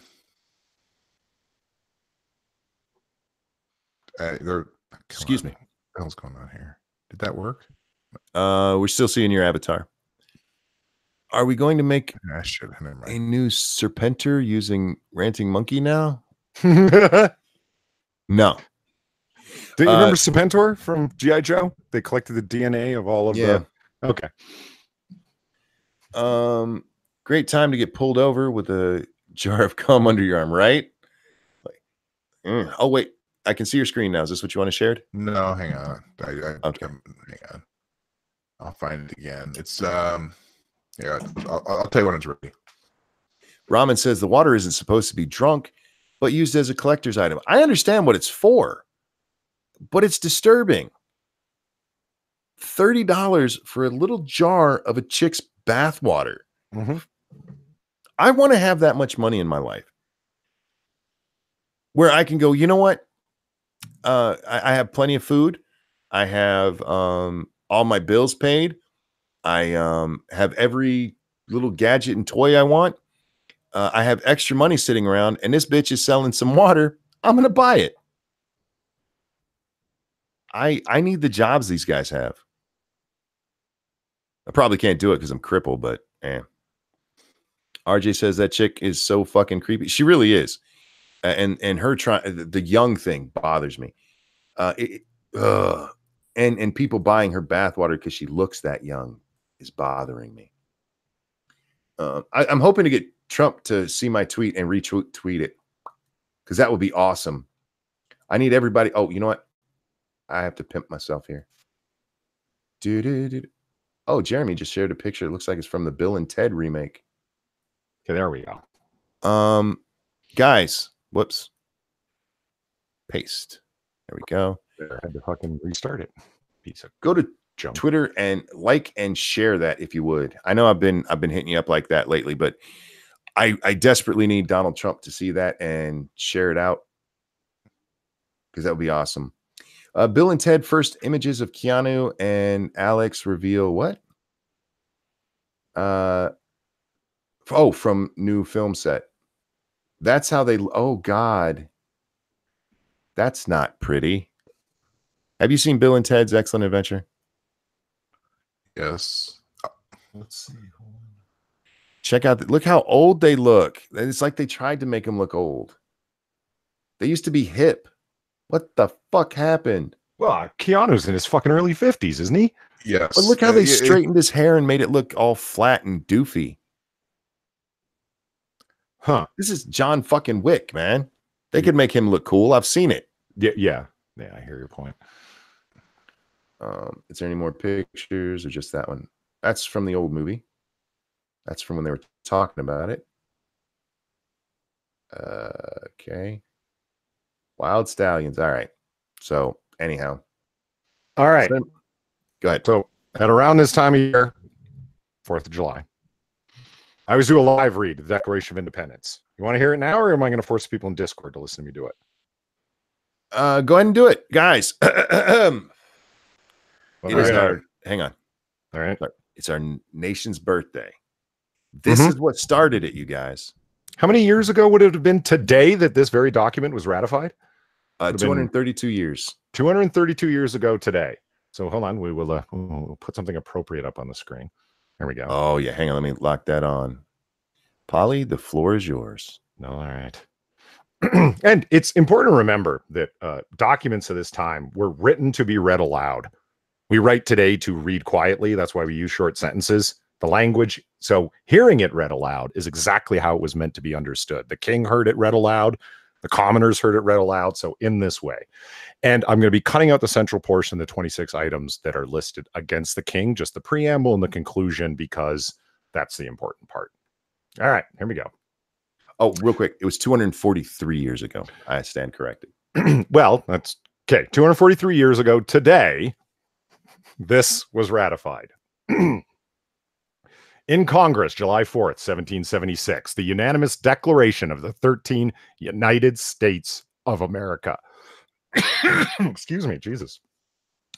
When in the course of human events, it becomes necessary for one people to dissolve the political bands which have connected them to another, and to assume among the powers of the earth in the separate and equal station to which the laws of nature and of nature's God entitle them, a decent respect to the opinions of mankind requires that they should declare the causes that have impelled them to the separation. We hold these truths to be self-evident, that all men are created equal, that they are endowed by their Creator with certain unalienable rights, that among them are life, liberty, and the pursuit of happiness, and that to secure these rights, governments are instituted among men, deriving their just power from the consent of the governed.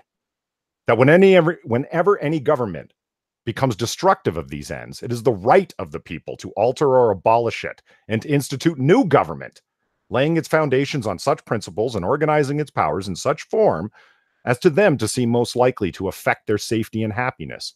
Prudence indeed would dictate that governments long established should not be changed for light or transient causes, and accordingly, all experience has shown that mankind are more disposed to suffer while evils are sufferable than to right themselves by abolishing the forms to which they are accustomed.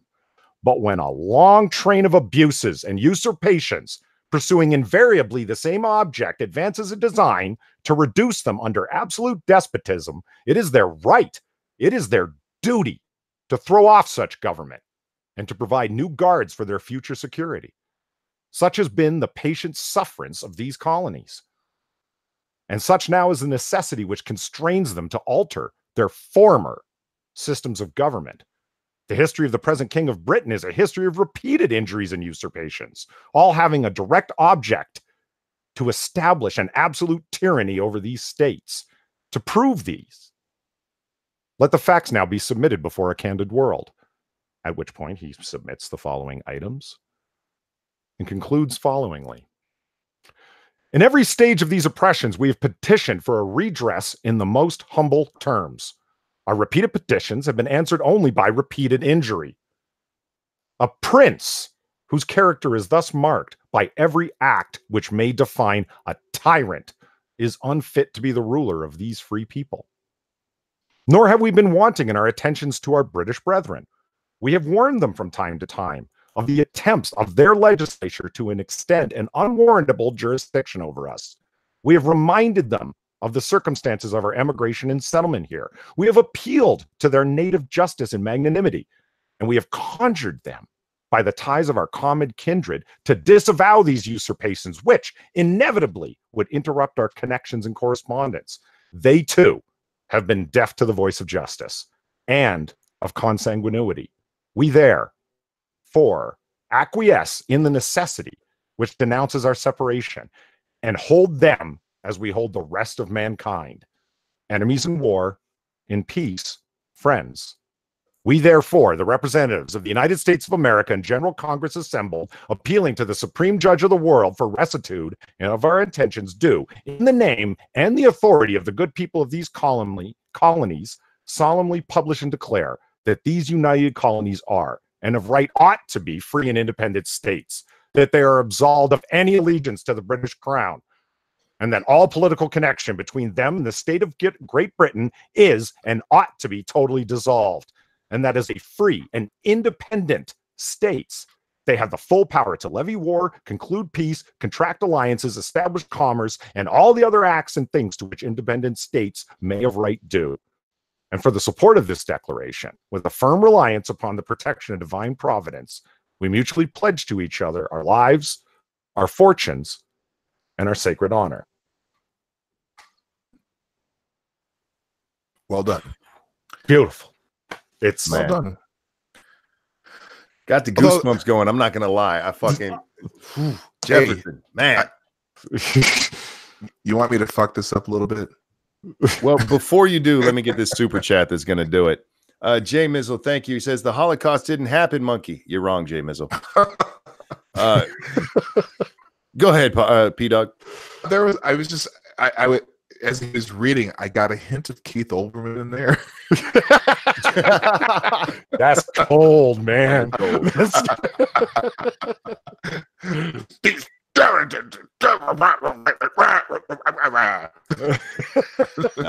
Man. No, that was beautiful, Polly. That was awesome. I was recording that last night, and I read, but I went through all of the grievances. Yeah. Mm-hmm. It just takes too damn long. It does, and a lot of them are very historically specific, Right? because it's like he does say at the end of it, we're not just bullshitting here. Let the facts be submitted before a candid world. Let everyone read what we are basing our stuff upon. And you would have to explain this like with specificity. Well, this is referring to that, which is about individual right of freedom of assembly. This is about individual freedom of, we could cite examples from today of violations of one's individual rights. That's what he's doing then to justify. See, they are acting in this way.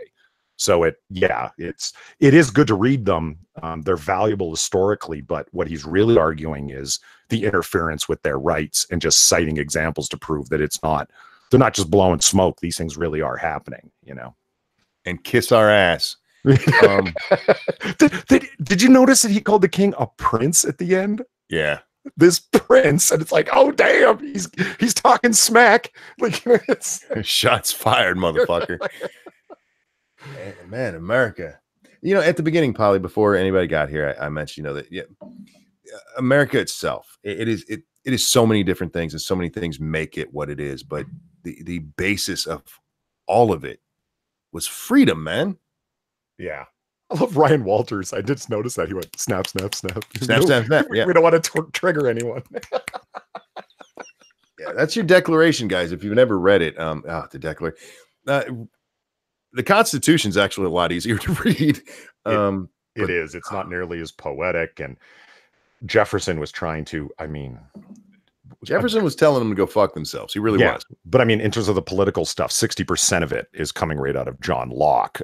Consent of the governed, the phrases, the government should not be changed for light or transient purposes. These are all direct quotes out of Locke. And he's not, that's what's key here. He's not plagiarizing. They were all familiar with Locke. Right. He's sending them cues that, like, we all agree with these things, but this situation has come to a head where this idealized government we've always talked about, we need to make it happen now. Yeah. Well, I'm a Jefferson fan, man, and the way he wrote that, it's how you should write things. He told them to go fuck themselves without saying that. Yeah. He makes an extremely strong argument. Like he even speaks to the people of Britain. He says, our fellows over in Britain, we tried appealing to you too. You are under their power, but you are not being treated as we are being treated. I love that line. So we must consider you as we consider everybody else, not our brethren anymore, but in peacetime, friends; in war, enemies. We don't have a choice. You made it happen by doing nothing. Wow. No, but thank you for reading that, man. I fucking love the Declaration. I'm still locked on you, aren't I? Are you? Yep. There we go. So you had the Defiant up the whole time? You're just locked on me, not presenting. Locked on you. Yeah, I was presenting you. That is really cool. Check this out. Oh man, I love when they do stuff like this. I used to know the vendors who had to do this kind of stuff, and it's they follow. Wow, isn't that fucking cool, man? What is that? Is that Coca-Cola? They do this is pop, it's a pop display. Nice. It's Coke and Pepsi and a bunch of other flavors too. No, those are just Coke. It's different flavors of Coke. The blue ones are? Yep. Oh, those are Sprite. Okay, the blue ones are Sprite. Okay, yeah, it's a Coke display. That's awesome. We had one that they did the American flag. Pepsi did it in our store for me. Because you can actually ask them, like, hey, do you got any displays that you can do? And I'm like, fuck yeah. Because they sell a ton of stuff off those. Do they really? Oh, yeah. Oh, yeah. That's cool. The only problem is when they take it down, you have nowhere to put all that shit. The back rooms in like a Walmart and stuff, they're not as big as you might think they are, and space is limited. Especially because at the end of the day, the trucks start rolling in, and they're all full of shit. So you gotta, that becomes a problem. But while they're up, man, they do their job. Is that a gun to his head? No, he was saluting. He's not sad. He's saluting. He didn't insult Hillary.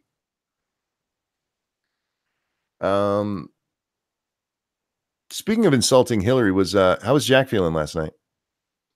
Better, but after, because his back gets hurt, right? So after a little while of sitting up, like at the end of the stream, he's ready to go take a rest. Gotcha. Yeah, hope he's feeling better. What is this?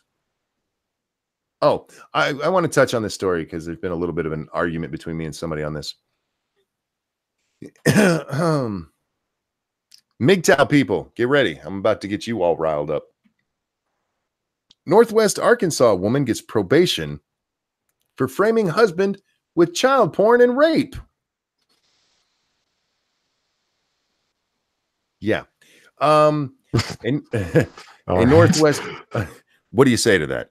Yeah, I was just like, all right. A Northwest Arkansas woman will serve 6 years of probation after admitting to framing her husband by putting child pornography on his phone and falsely telling police he sexually assaulted a girl. Sherry Renee Bolton, 34, of Somewhere Springs, pleaded guilty last week in Benton County Circuit Court to possessing and distributing child pornography and filing a false police report. A circuit judge on Monday ordered Bolton to also register as a sex offender. The felony convictions stem from her January 2018 arrest. There's some more to this story. I'm going to skip it. Doesn't much matter. Siloam Springs, I don't know how you say that. Springs police investigated claims she made about her husband raping a 13-year-old girl and attacking her when she found out, according to court records. Authorities said that Bolton showed investigators pictures that she planted on his phone. Online records. Her guilty plea, reached through a deal with prosecutors, requires her to stay on probation for the entire 6 years. Ready for this part? Yeah. She initially faced a maximum 10-year prison sentence for just the child porn charge. But she's a woman, so that was going to be my point. She found, downloaded, and distributed child pornography, and she's not in jail. Right. Imagine if her husband had done that to her. Imagine if he had actually done it. Right. Yeah. To me, okay, because I'm arguing with Dave over this, and he's pointed out, there's been some guys who've got off light with probation for this kind of stuff, and that's fine. Okay, we can make that argument here that there are guys who've gotten off on the child porn charge just that way. She tried to frame him. Do you know what they do to people who go to prison for this shit? Often they get murdered in jail. She tried to frame him for raping a child and child porn. And she gets 6 years probation. But don't worry, guys. She has to stay on probation the whole time. And she's on the sex offenders list. Oh, I didn't show you guys the best part of that story. You want to see her? Yeah, actually. Out of bizarre curiosity. I forgot to show you guys what she looked like. Is she a heifer? Oh. She looks like she could wear some problem glasses with ease, I thought that was the husband at first. I didn't look. How did she get busted for, like, it sounds like she set the guy up pretty good. How did it come to pass that she got busted? I'm not sure. Search history. Yeah. Bolton eventually told police she was high on methamphetamines when she downloaded the child pornography images to his phone, according to court records. I don't know. I guess they started pushing. He's like, I did not download this shit. And she caved, I guess. I don't know how they figured it out, but yeah. 6 years probation for trying to get a man basically killed, at the very least raped, and ruining his life. And in order to do so, she had to do something highly illegal. I want to know how she knew how the fuck to get child porn. You think she just like Googled that shit? Yeah. How did she find child porn? It's a good question.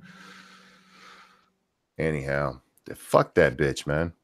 Fuck her right in the ass. But yeah, literally no big deal. That's nothing. That's no problem. Oh God, I hate people. It's stuff like that. It's like MGTOW might have a point. She should be in goddamn prison. You're right, Failure B. Absolutely. For what she did. Man. I would seriously, I would almost consider that attempted murder. Because what happens to guys in prison when they're in there for kiddie shit? Come on. We all know. They get fucked up. Okay, Monkey, this is another, me, I get random asides every once in a while, but I just figured out why you were saluting Grillin' Pirate Pete. Oh, did you scroll down? Oh, he's my hero now. I'm telling you. Evolved Potato put some Jack pictures in there for us. You gotta click on the link. You don't get it if you just it's one that doesn't show the photos because they're a little bit too raunchy. And I don't know if Twitter does that on purpose, but instead it just shows the link. I'm not sure why it shows up that way, but if you like the Asians, there's some Asian in there for you. No, I'm just looking at this redhead. I think you're being biased. She should have been getting him to open up his sexual preferences. Oh, she could have been trying. No, she's trying to get that man killed. Shio has put in some pictures of the Declaration. Yeah, man. Oh, it's fucking beautiful. Whew. I didn't see that one. Yeah, I'm scrolling down trying to find more stories before we wrap up our Day of Independence here. I got one here. It's not really a story, but it's something that I'm noticing. The Democratic presidential candidates like to put tweets about what they're going to do on day one. Oh yeah. That really started with Bill Clinton, but no, I know. But for example, I just happened to hit one from Cory Booker, and here's what he writes. We just hi guys. Hello. Polly, are you still here? Okay. Yep. Here's what he writes, and then it went away. Hi, P-Dog. Moral. P-Dog. Yes? You said, here's what he writes, and then you disappeared for a while. Oh, okay. All right. He says, our immigration system is broken. We've seen too many kids torn away from their parents and held in cages, which is a lie. So I will not wait for Congress to solve this crisis. Now, wait a minute. Let me ask you something. How long has Donald Trump been in office? About 2.5 years. 2.5 years, right? How long has Cory Booker been a senator? Didn't he get in at minimum 8 years? At minimum, no. I think he was. I thought he was. No, he wasn't up this last time. So, God, I don't know how long he's. I'll look it up while you. I'm looking for the legislation written by Cory Booker that would solve the immigration system. Because he's been there a lot longer than Trump, and he's a legislator. Legislators write the laws, right? Yeah, I was right. He was elected in 2012. He started in 2013. Okay, so all these numbnuts talking about what they would do on day one. Where were you when you were in the Senate? What were you doing? What have you been doing all this time? Because you were there before Trump. You could have solved this by writing the perfect legislation that would fix all of this. These jackasses. It's hilarious. Oh yeah, you're not wrong about that. I mean, they every one of them that was up there talked about stuff that they were going to do. Like Kamala Harris several times mentioned legislation she could write and try to get started now. But she hasn't. She write the legislation now. Trump's waiting. He'll sign something. He'd be happy to sign something. Write the legislation, asswipe. Good morning, Sinatra. How you doing, my friend?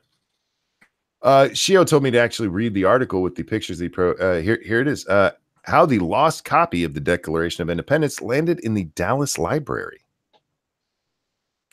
There's a rare piece of American history tucked into the Dallas Public Library, an original print of the Declaration of Independence. It is the only copy on display west of the Mississippi River. On the 7th floor of the J. Eric Johnson Central Library in downtown, in a dark room around the corner from the Texas History Division, the centuries-old document seems to glow within its glass case. This is the first time the words "the United States of America" appeared in print, says Joe Giudice, I don't know, director of the Dallas Public Library.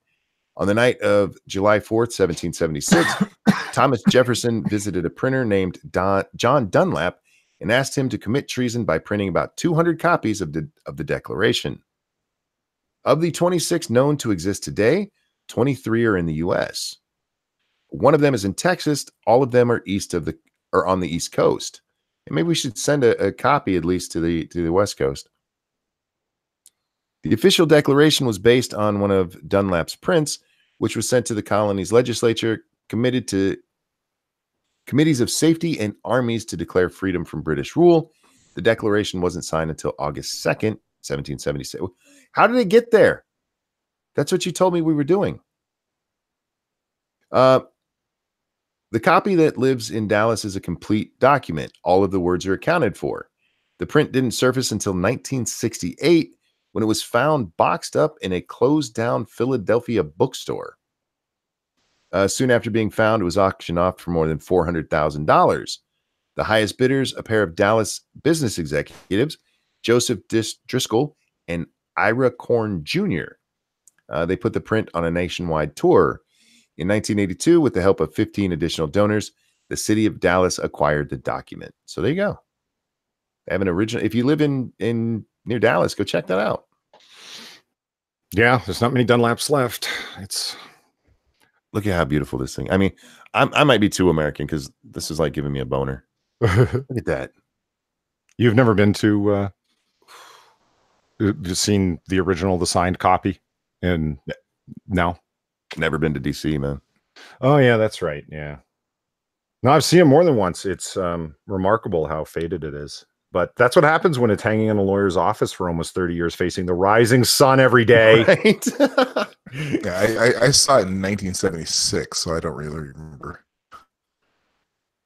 Oh man. Anyhow, what time did we start today? I don't even remember.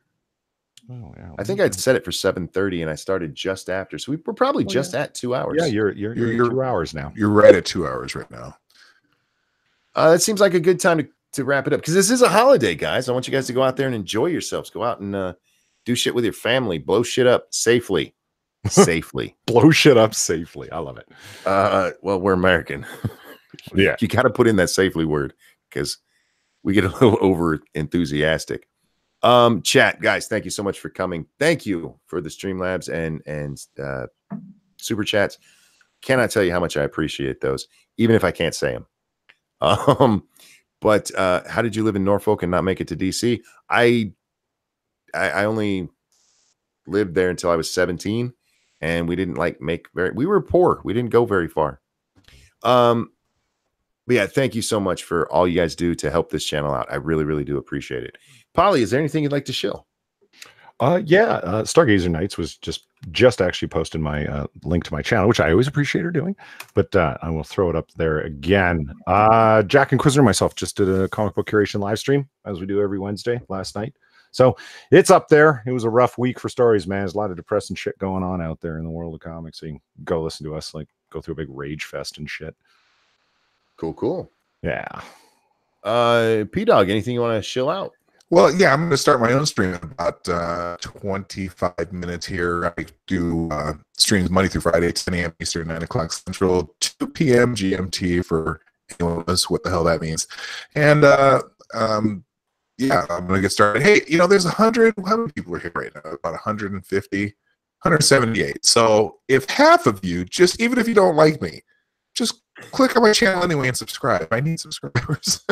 Go over there and subscribe, y'all. And you'll get the notifications. I do a couple news stories. I do Twitter trends every morning to see what people are going to be talking about, and it's it's like that. Shit, I forgot to talk about Mad Magazine. I guess we'll have that for tomorrow.